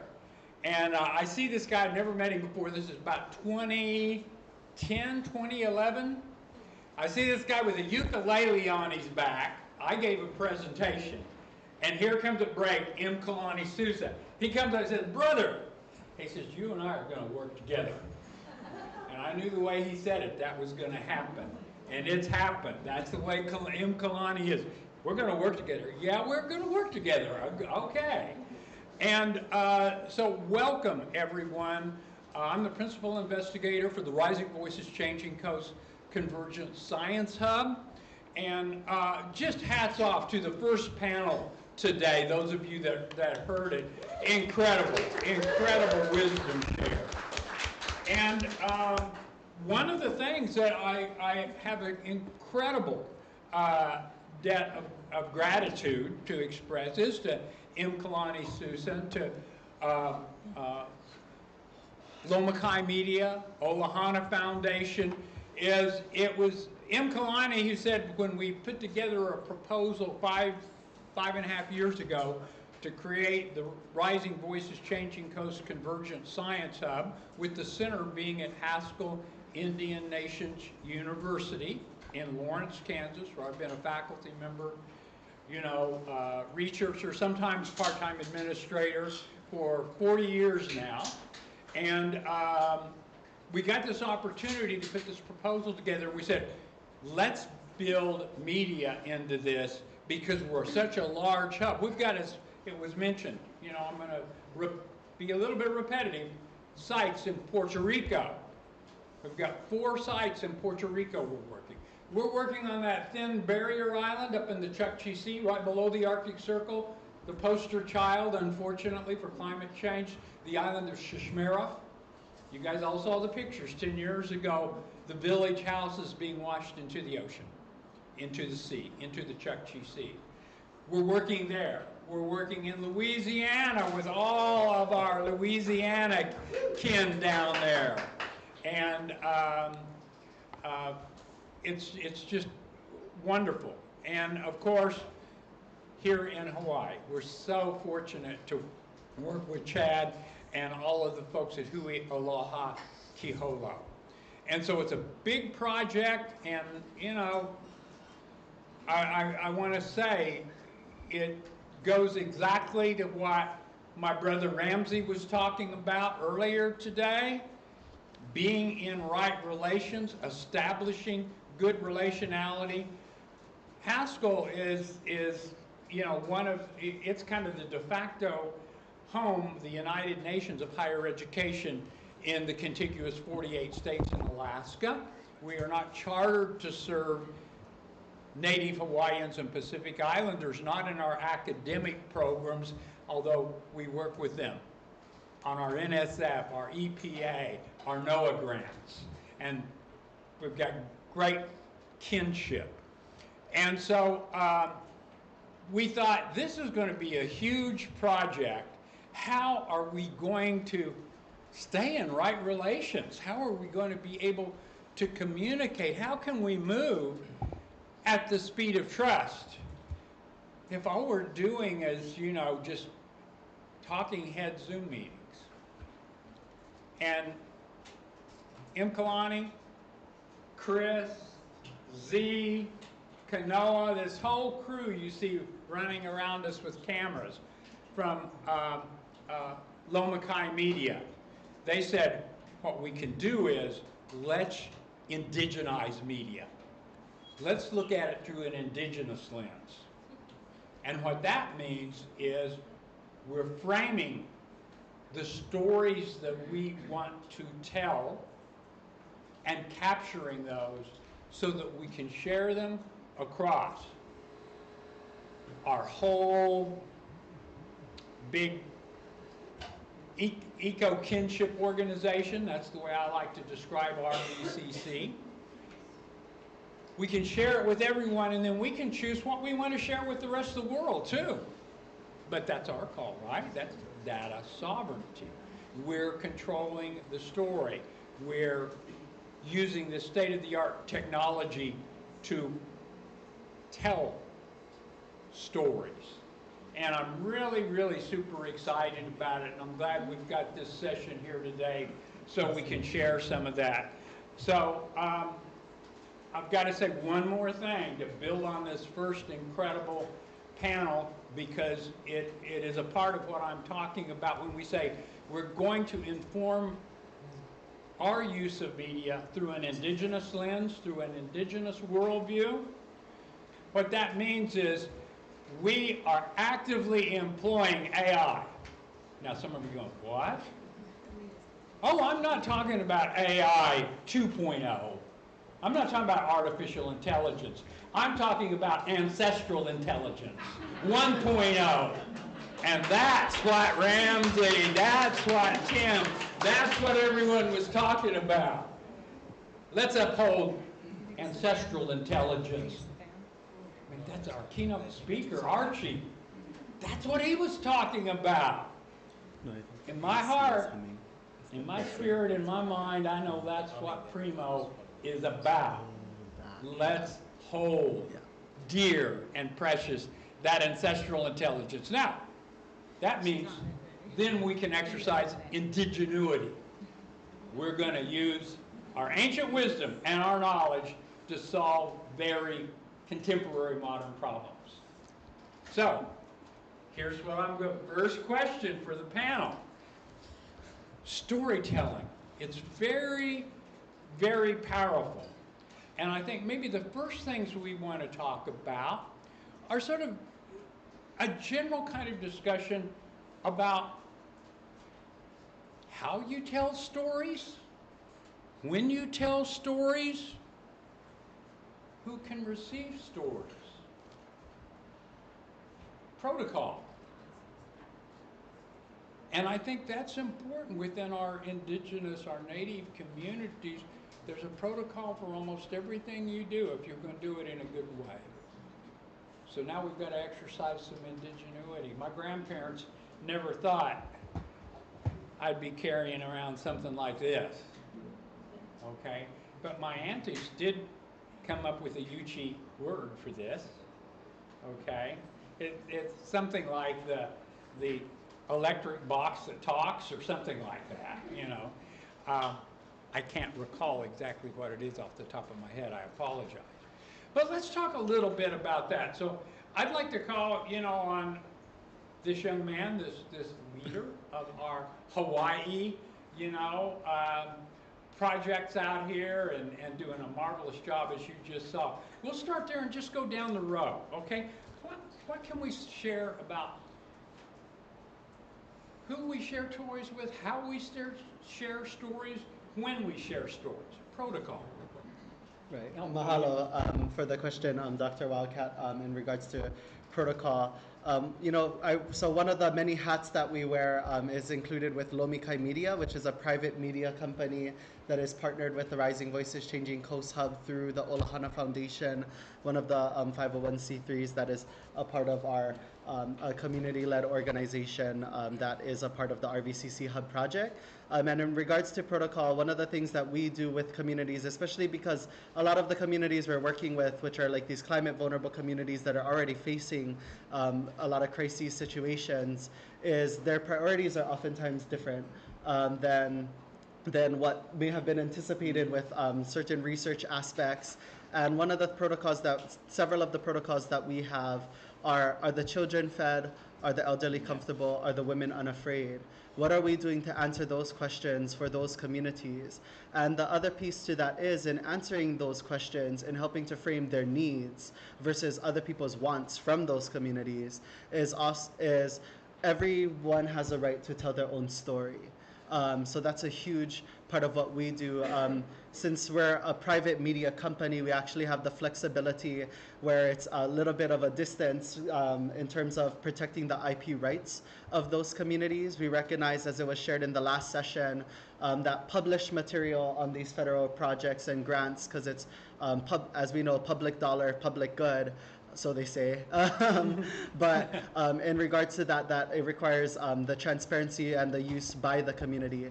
But one of the things that we don't do is if there are certain stories that are not shared or that are shared that they do not want shared with broader audiences, we don't publish those materials.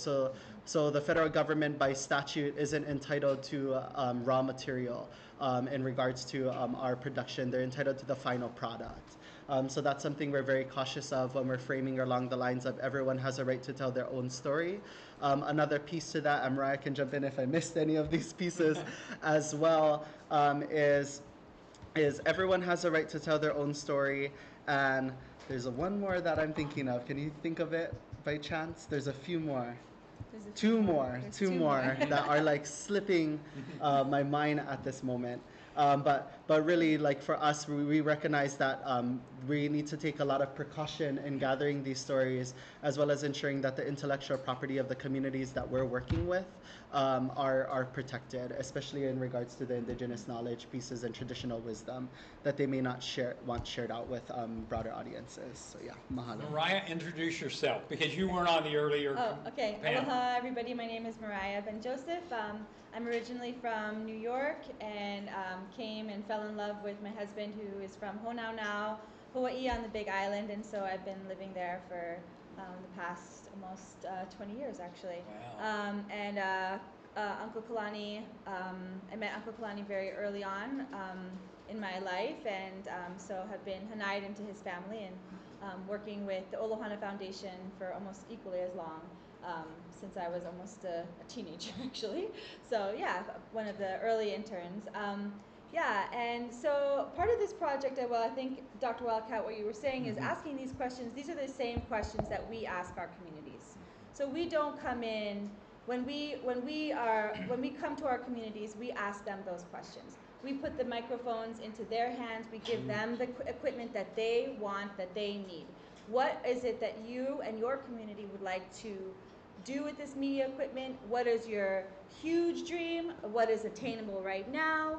What do you want to have done in 10 years, and what do you need done next week, right? So we're there to support them to be able to tell their own stories, because we're not coming in as a media company that's going to film everything for them, extract those stories, and then go off and publish them and make a bunch of money and create all of this more drama, more trauma of another extractive entity. So that is something that we are really wanting to make sure that we do, is work with each community and ask them to tell us how we can support them. And ideally, we're the training wheels right now, but ideally the training wheels come off and they are able to do their own media.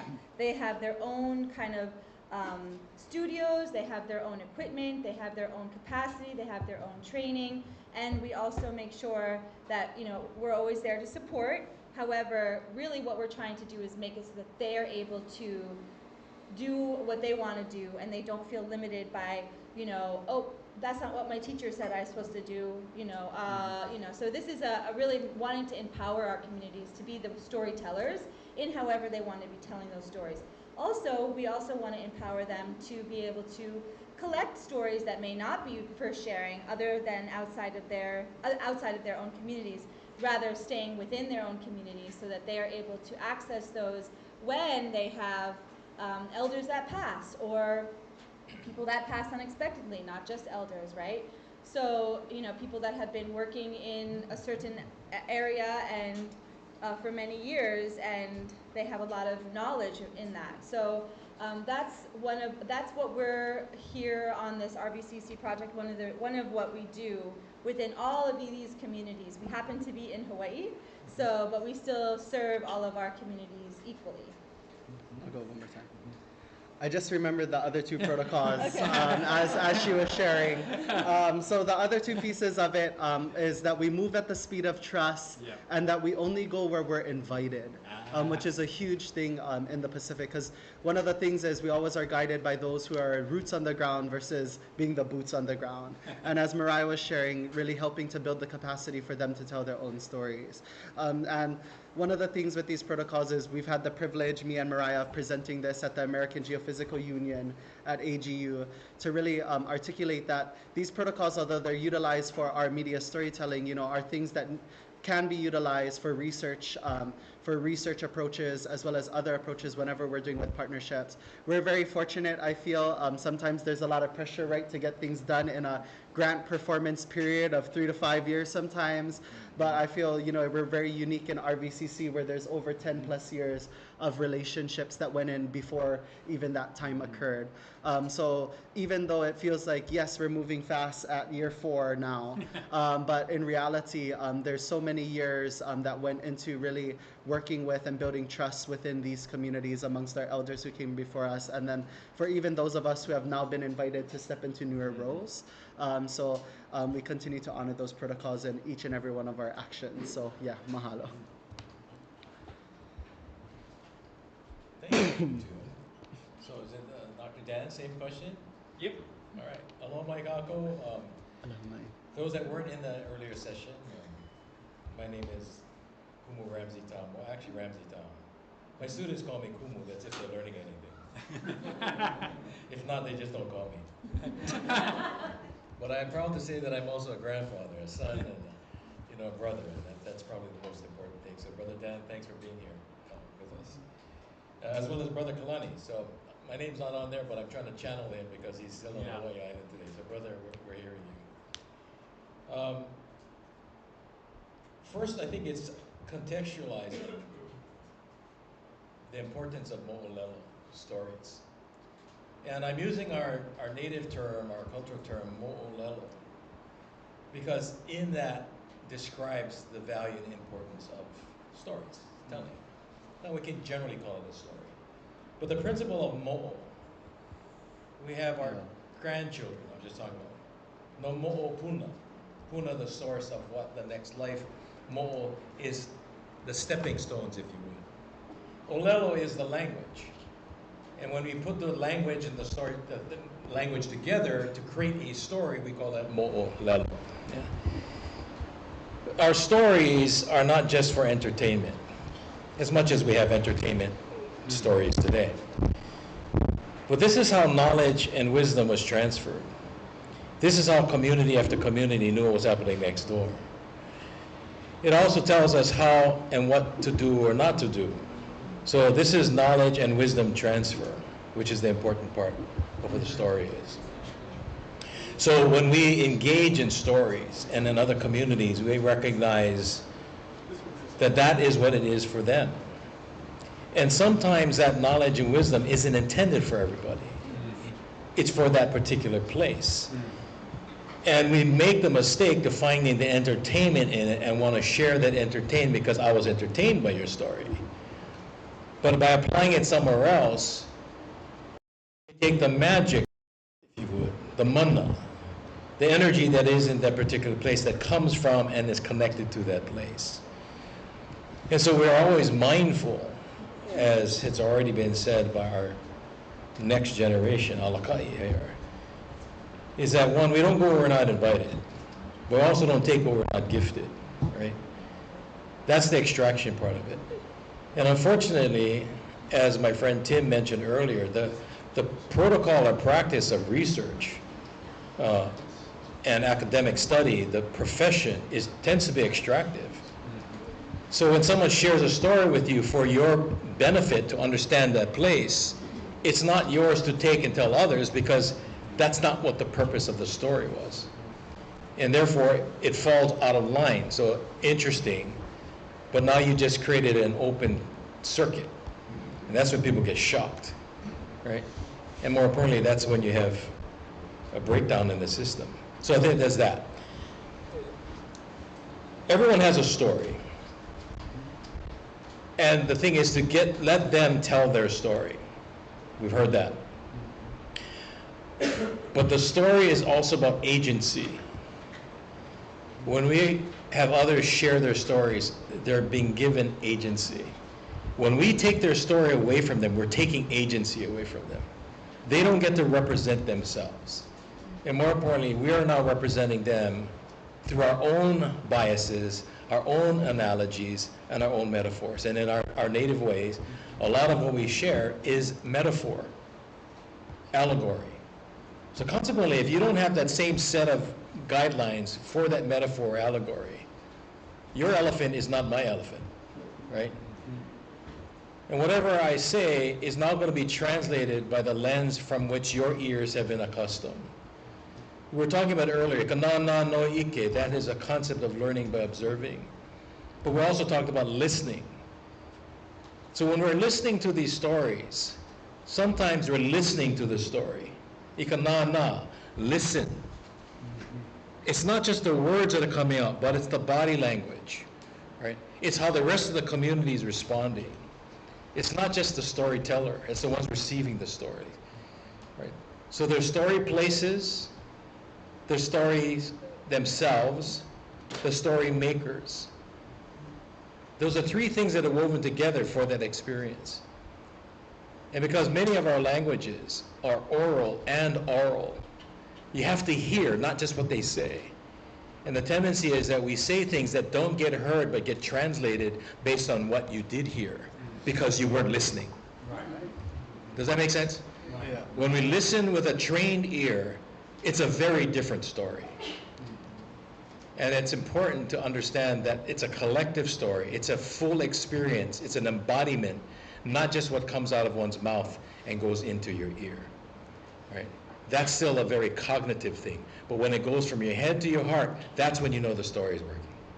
Something is happening, right? So we want to listen with an open mind and an open heart. And I think through this kind of media, we have the opportunity where people can actually connect to someone, if it's done well, and give them agency to tell their own stories. And be very careful about how we translate those stories. That takes relationships, getting to know one another, and honoring those relationships. So I hope that helps, Dr. Dan. That helps a lot, Ramsey, and I think this leads me to my next question. I think one of the challenges that we're all facing today is we acknowledge the power of place. I learned from coming to the Pacific Islands that I just need to know just about landscapes. I needed to understand people who lived in a seascape, where the seascape was what shaped their identity, who they were as people. And I think so one of the challenges we have, and we start with protocol, how you do this, but I think one of the disturbing things about the media today is that, what we receive quite often on these devices, what we see is really no place. It's here, there, everywhere, and nowhere. Oh yeah, you're going to give me an IP address. Where is that? Oh, it's out there. And I think this really goes to the heart of what you were just raising, Ramsey, and that is, how do we protect, our very place-based knowledges, wisdom, from being part of a here, there, everywhere, and nowhere technology that people can ultimately use in the most distracting way imaginable. And I think it's a big challenge. I'd like to ask the panelists about, we've got young, a little older, and then we've got grandpa, okay? And what I've learned is that generationally, we think differently about technology. I find out from my students all the time, how they think about technology, and it's not necessarily the way I think about it. But I think we've got an incredible opportunity by putting technology into the hands of young people with proper instruction, proper, if you will, understanding a cultural context, that we can really begin to indigenize this tool so that it doesn't, the latent consequence isn't that it does harm to our people and our places, but it can enhance. It can benefit the people and the place where they live. And so I'm gonna kind of, and I have no idea what the answers are gonna be, but I'd like to hear, Kanoa's been very involved with Lone Mackay and everything, and what he's seen about what it means to indigenize this media, and what is that cultural context you'd recommend that we use as we think about this kind of technology. And then we'll just go right down the row again, okay? Sounds good. Mahalo for the tough questions. I really appreciate them. Always feeds the young mind. And that really leads to kind of my answer to it in some ways, where I feel like on one end it's new technology, right? In terms of like what it can do and how many people we can reach in an instant. And on another end, we talk about the behavior of what it's like to have a relationship, to tell people hello. Mm-hmm. But now my daily post reaches like 332 people a day. Yeah. Some 50,000, others 1 million. So in reality, we can still implement the same behaviors, the ancestral intelligence that reinforces the relationship, that reinforces alternative shared reality, that builds connection to people and to place while still reaching broader audiences. So I think it's really a matter of how we use the tool. But at the same time, in that understanding, thinking about the young mind, for me, I haven't been beaten down enough, I think, or tempered sometimes. So I'm always trying to be a little cautious of what I say. But really in that understanding, right? Like, how do we temper our youth and shorten the distance in which learning occurs? Because I feel like another thing that I often think about in the Pacific and compared to other cultures is that our youth, oftentimes we mature really quickly. That's not saying that we know everything. I'm not taking that approach. But in a sense of how to be in community, how to be in relationship and have accountability to not just ourselves, but to the others, our families, our communities, and the same goes for other cultures as well. And now with technology in this mix, which also comes with all these legalities around the story ownerships and those different pieces, now we need to factor that into the equation of what we're building into the education of our youth, because the convergence is now in the person. And we need to recognize that. And how do we utilize the tools? Where do we recognize the barriers in the development of those tools as well in telling those stories?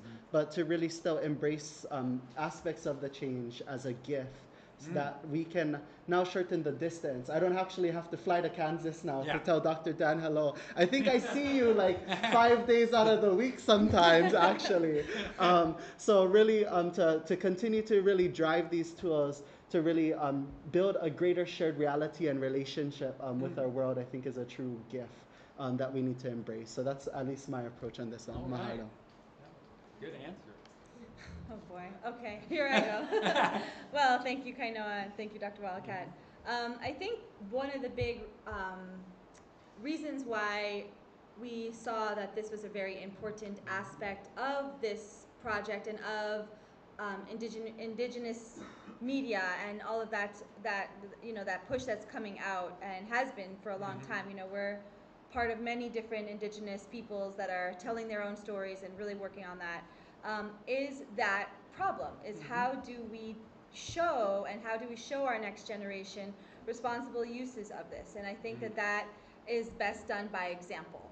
And so if we're not going to be able to show them how we're doing our best, it may be better in the future when they're able to figure out what we learned as a mistake or something like that. But we're going to try our very best to use these tools the best we can. And we're going to show those examples, and we're going to do that so that we can, learn from them and also utilize them to the best of their abilities.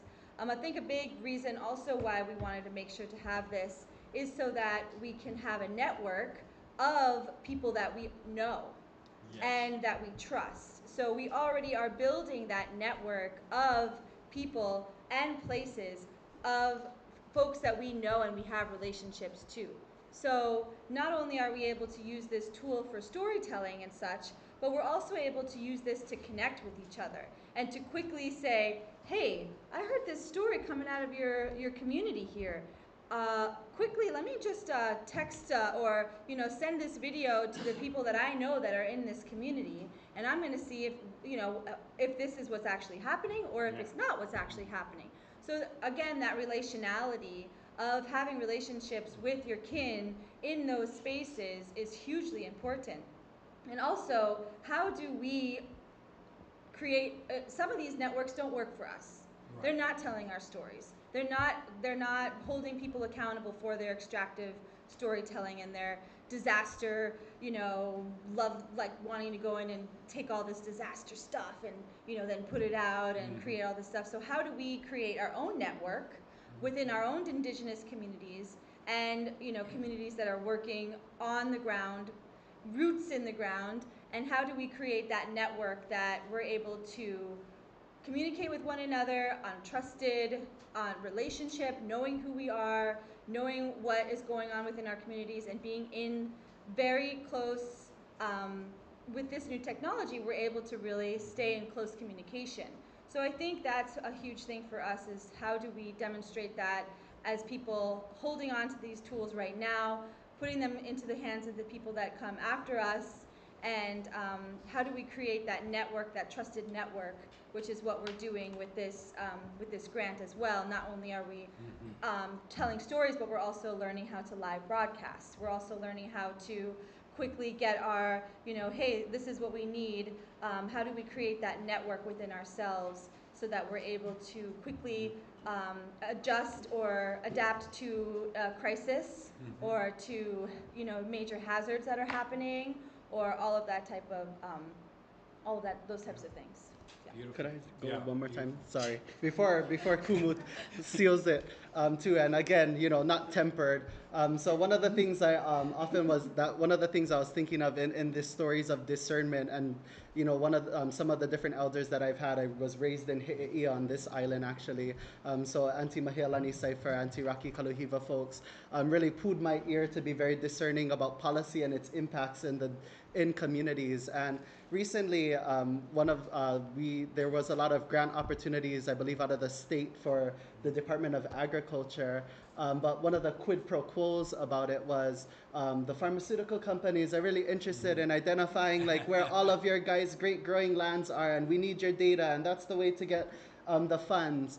But on another end, it's like, well, if you guys are so government good and this is all great, then how come at the same time where we've designated these important agricultural lands, it became other people's real estate, where it used to be what fed our communities and where the priorities shifted. So, having the media skill set for us, and to Mariah's point, in recognizing that there are greater narratives that are still being created that influence how people make decisions, at the same time, the scarcity that some people live in order to that sometimes we can sometimes be a little more complacent with or oftentimes ignorant to the decisions and the impacts that we make in accepting certain narratives. But really, how do you build that level of discernment amongst all of us to recognize that we do have an agency to say no sometimes, or a lot of times actually. And I think to Mariah's point of the building out of the network that we're doing with the RVCC hub, it's no longer just trusting blind influencers, right?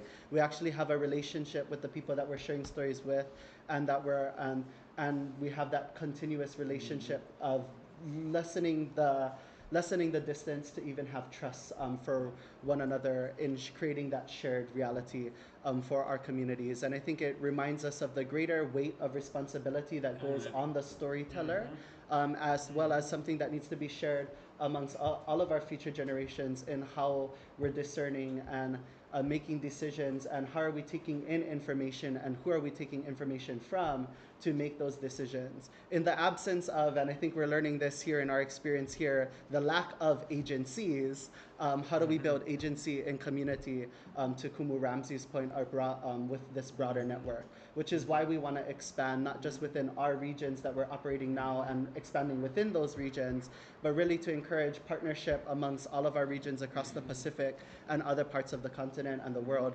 as well, to lessen that distance for our youth, of how do we build the soft infrastructure, that the software in that sense, that is the really strength for the hardware that we're utilizing to demonstrate today. So mahalo. I think there's a difference, we're talking about navigation earlier, brought up several times. But I think there's maps and then there are compasses. We can get lost if you got the wrong map and you're not oriented properly.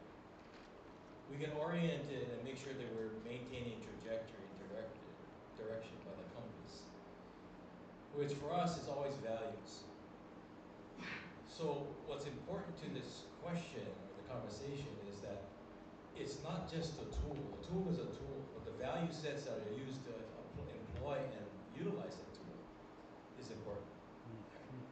What I think what just heard said was there's also a temporal effect of this. If at some point in time, anthropologically, we understand that the only stories that we used to share were the good stories. Uncle Bill has a granddaughter. Woo-hoo! Yeah. Not as somebody's ripped off my car last night. Oh, bummer. But if we look at the way news is transferred today, we tend to lead with the negative rather than the positive.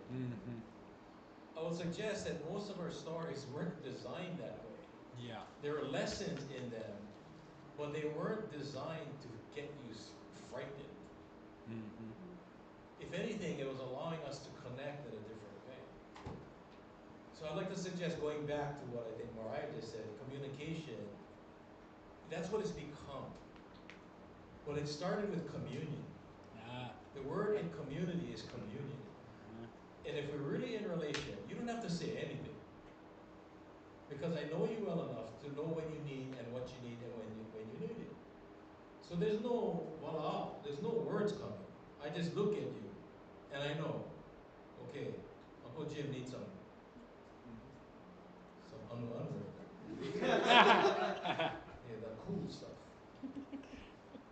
But it's because of relationship. But as we get farther away from one another, we don't have that. So now we send a picture, or we leave a picture behind. And so we have to figure that this technology is no different than the first painting on a wall, or an etching in stone. But it relied on us knowing what that meant. We have to be careful that we don't let mechanics eliminate meaning.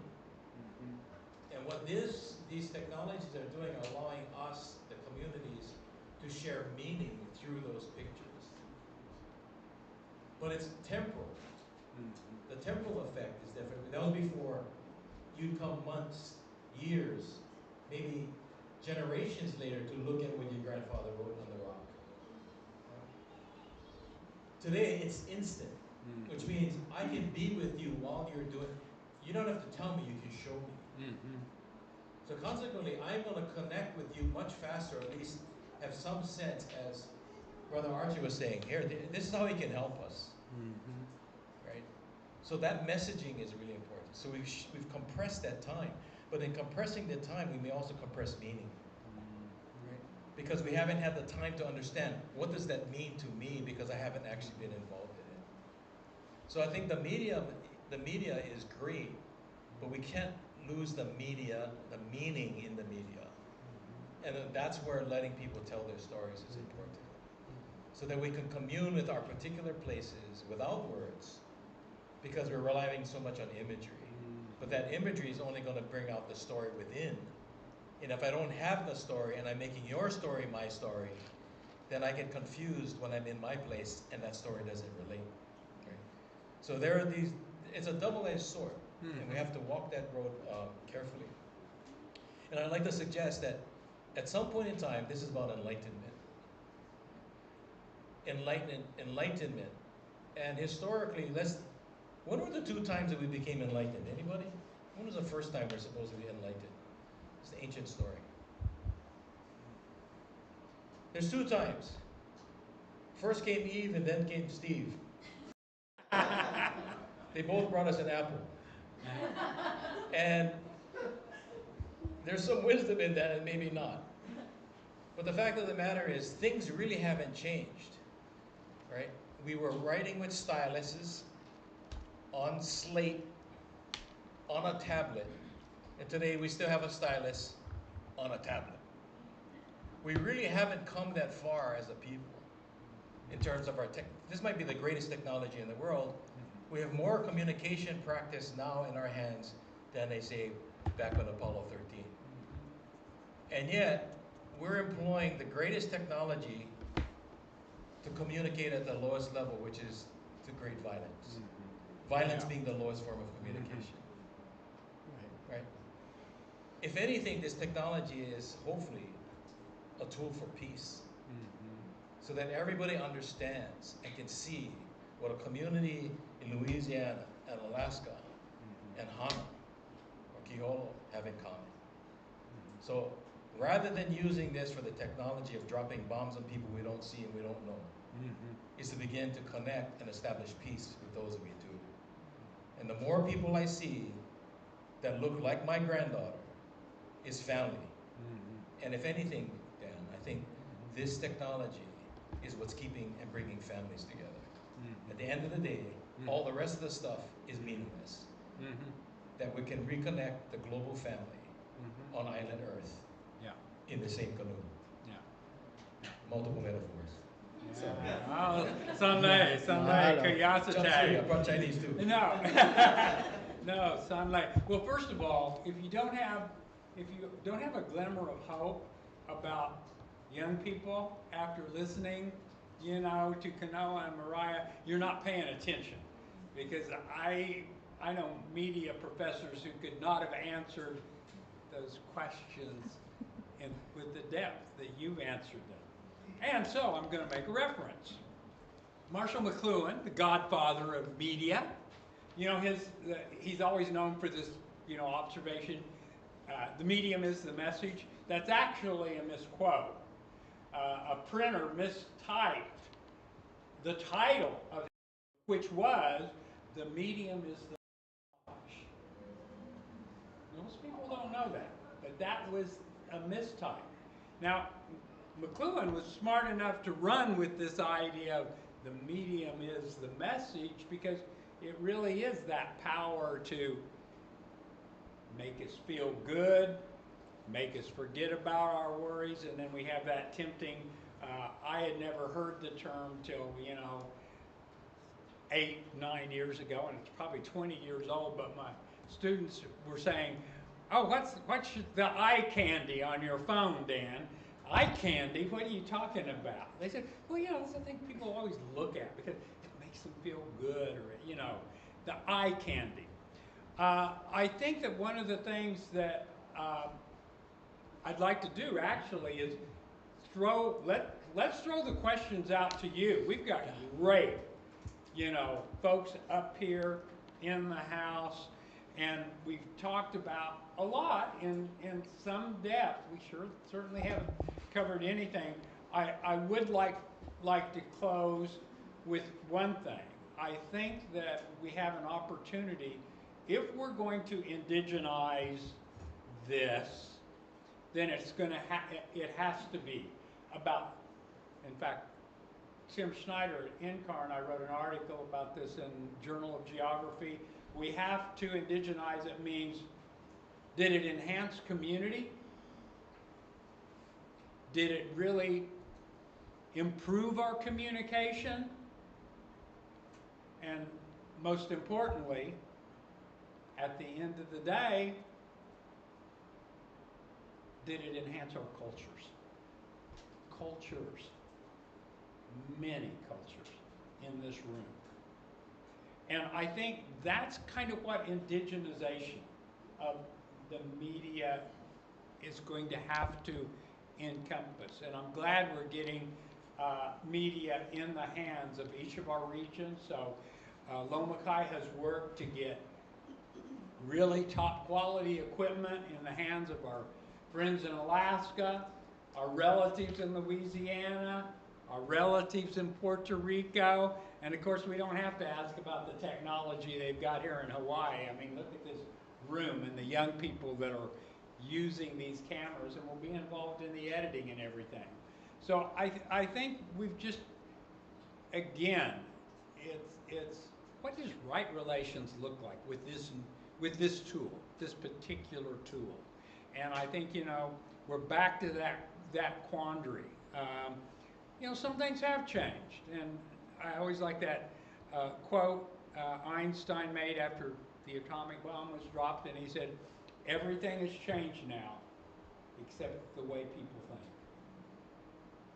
We're going to have to really think deeply about this tool and the power of it. It's so fast, it's so quick, and we can't let it be damaging to our peoples and the places we call home. So let's open it up. And do we have a microphone that we can actually carry around? Okay. I'll just speak loud enough. Okay. I just got one little thing to mention to tip off what y'all saying. Yeah. Right there. That brings us back full circle to the thing. You have all Yeah. the knowledge you need right here. Yeah. What we need to work on is the wisdom of what to do with it. Yeah. Yeah. Amen. Using it the right way. Yeah. Yeah. Questions? Come. Yes, sir. Here, I can reach you, I think, with this mic. Here it is. Okay, here you go. Oh, okay. There you go. Hi, Jim Buca with Maui County, Kainoa. Kainoa, is that your name? Yeah. The three items you talked about, the one about we only go where we are invited. What does that mean? Do you have to sit at home and wait to get an invite, or how do you begin that relationship? How do you become invited? Yeah. Great question. Right. Oh, yeah, forgot we have this mic too. You know, that's a really good question too, actually. And one of the things, like, I can only share from my experience, and I'm sure others have wisdom into how to get those invitations too. But I've always found that in my case, it's been showing up first in community, and like for me, I feel like that's not just a unique journey in terms of I feel like even Kuma Ramsey too, right? Like, I got brought into RVCC upon invitation from these guys, and I was just showing up here in Hawaii and really doing a lot of different work with different elders and trying to be helpful with what was right in front of me at first.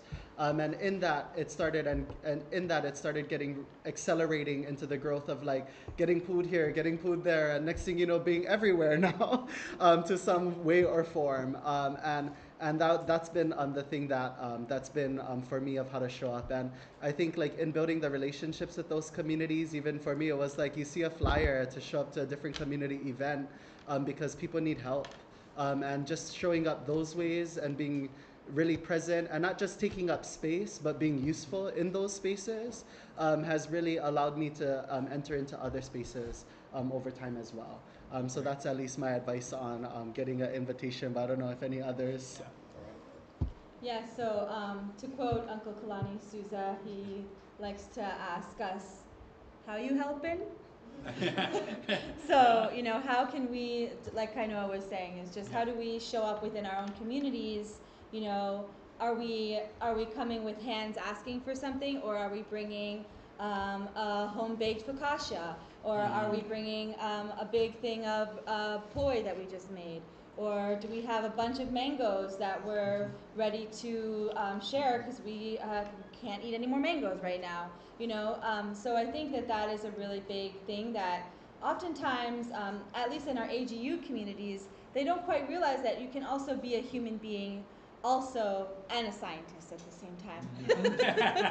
And those two things are the same, and you can also go to your communities and say, hey, how can I help? Or hey, I know that our school systems need substitute teachers really bad. So even though I have a full-time job or I have a project that I'm working on and it's on pause right now, I'm going to also see what my school needs, my school communities need. I'm going to see what my local, what my local nursing home needs. I'm going to see what my local homeless shelter needs.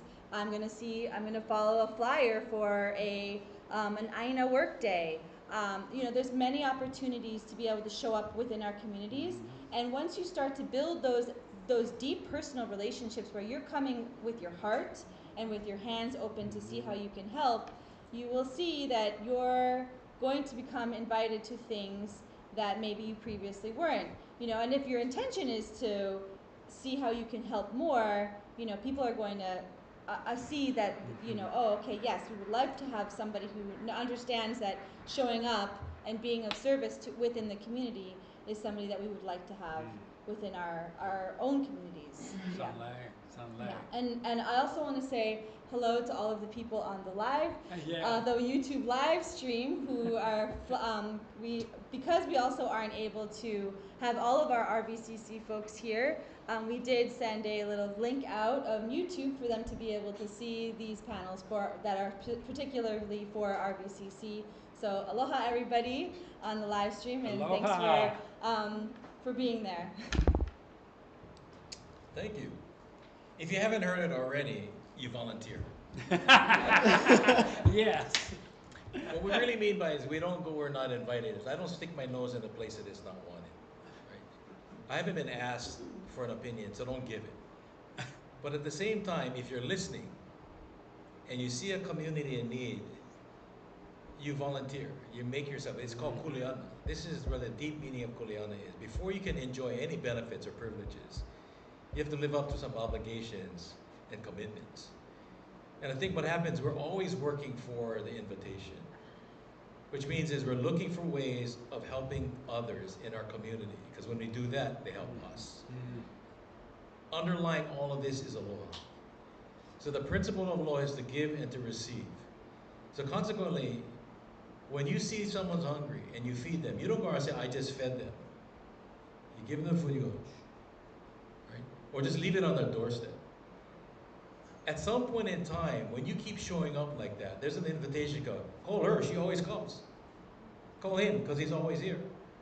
Because what that is the demonstration of trust. Because you came without any expectation for anything in return. That's the deep understanding of aloha. That because I have capacity, that I can make you whole, is important to me. Because eventually, I'll be made whole. Because that's the way the system works. The trick is not going into a place for your own personal gain.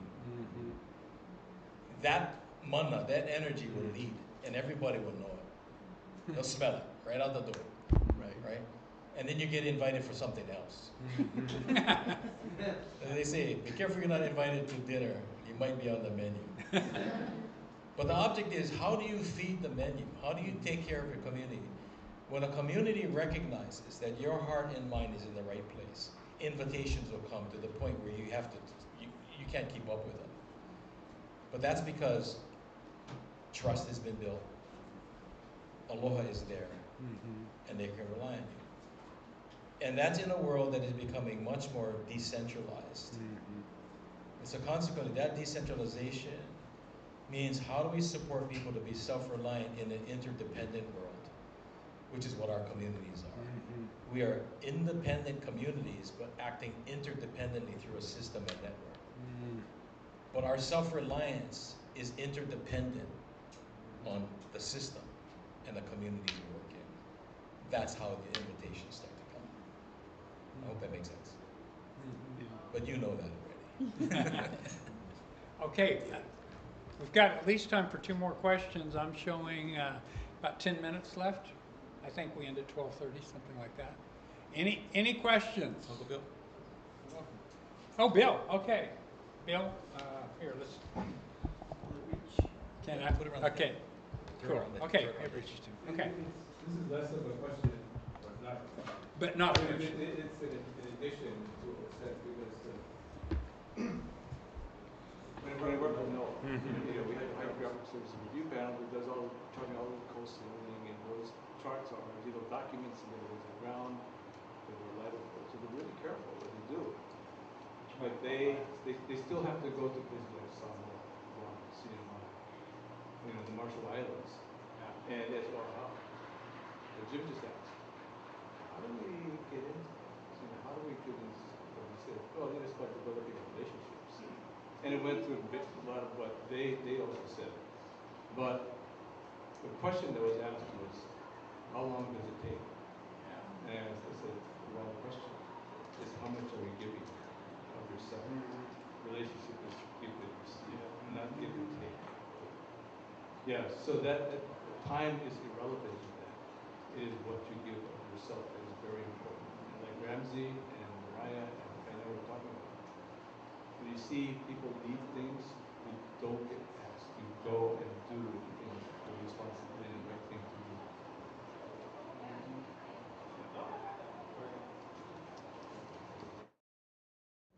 Come on, Linda, we've got some burning questions, comments, something you're thinking about.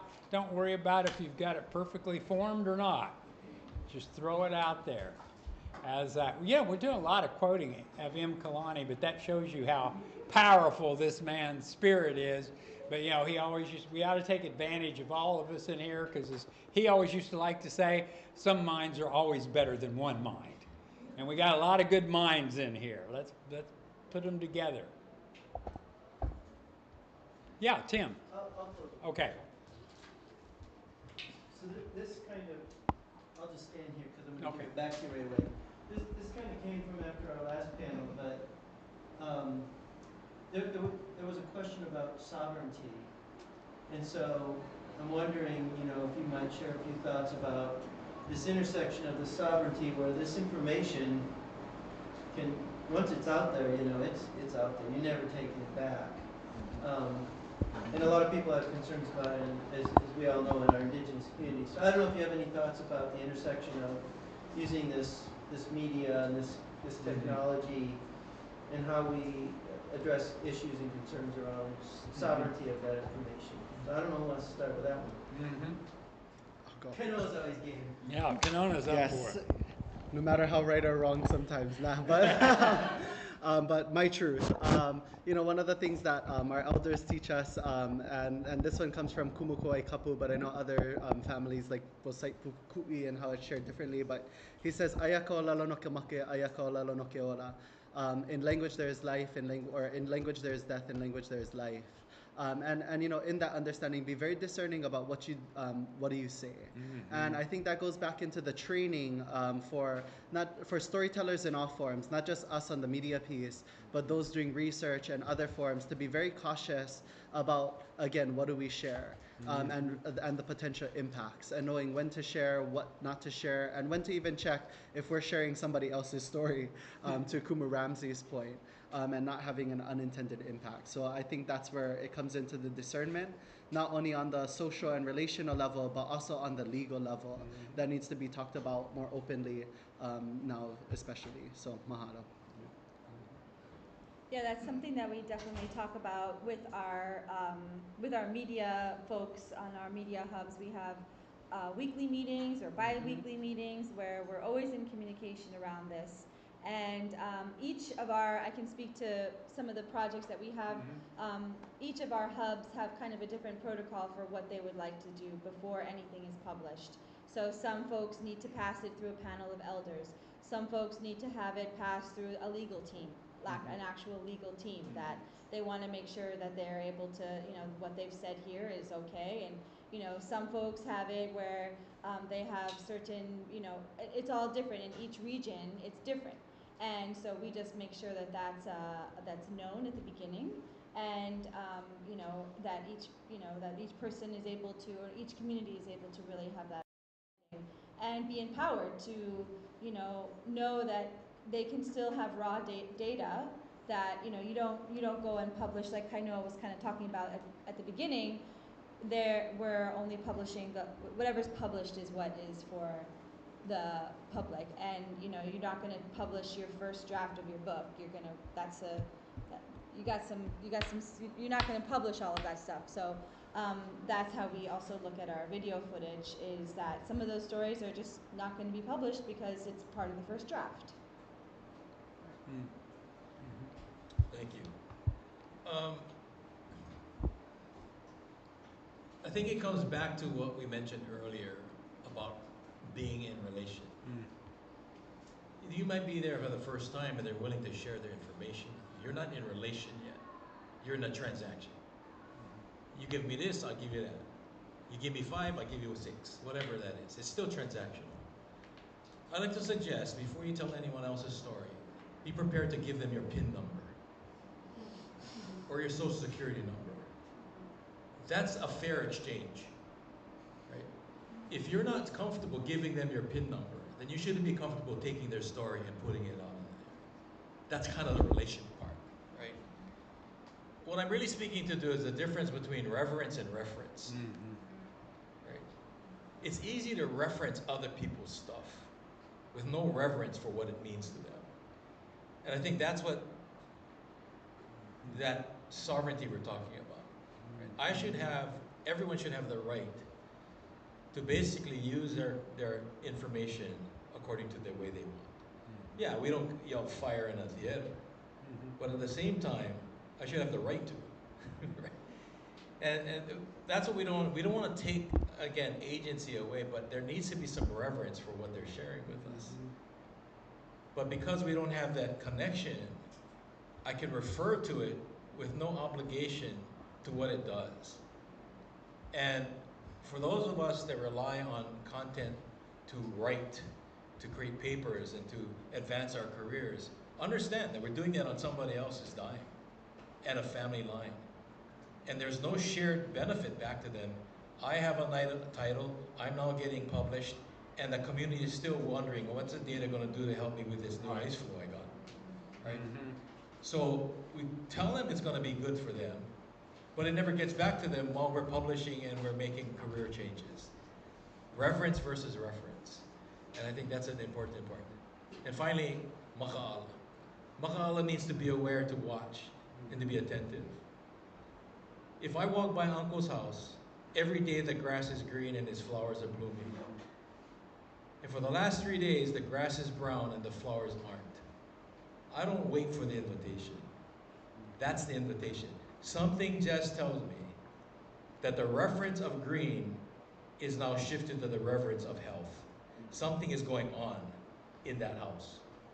And I take it upon myself as a member of this community to find out. See? That's the difference. It all comes back to relationships, on how we relate in our communities. He may not be my uncle by blood, but he's a member of our community. And when that grass starts getting watered, stop getting watered, something's wrong with uncle, right? We need to go find out. Or there's something wrong with the grass. Let's go find out, right? So that's the reverence, by looking at a reference that moves me through aloha to take action, that supports uncle. See, that's the circularity of it. It's not a linear process. No. It's a circular process. Absolutely. Something like that. Okay. Sanlei. Thank you, Ramsey. Well, I see that actually the lunch break started at 12:15, so thank you for being here 15 minutes longer than you were required to be. But I learned a long time ago, at least among my people, it's really dangerous to stand between hungry people and food. So we're going to call this a wrap, and I just want to thank you all, Sanlei Koyatsate, for being here, okay? Being here with us. And, you know, as my Lakota friends say, Mitakuwe Oyase. My Lakota, Dakota, and Nakota speakers at my campus, in any invocation they give, Mitakuwe Oyase. I asked one of my students, what does that mean? He says, we're praying for all of our relations. The land, the air, the water, the plants and animals. and all of you, because we are all related. Don't introduce, you know, your new acquaintance as a brother or sister from another mother. We're all children of the same mother, the earth. And let's try to live up to that, and let's honor her. Thank you, everyone. Sanlai.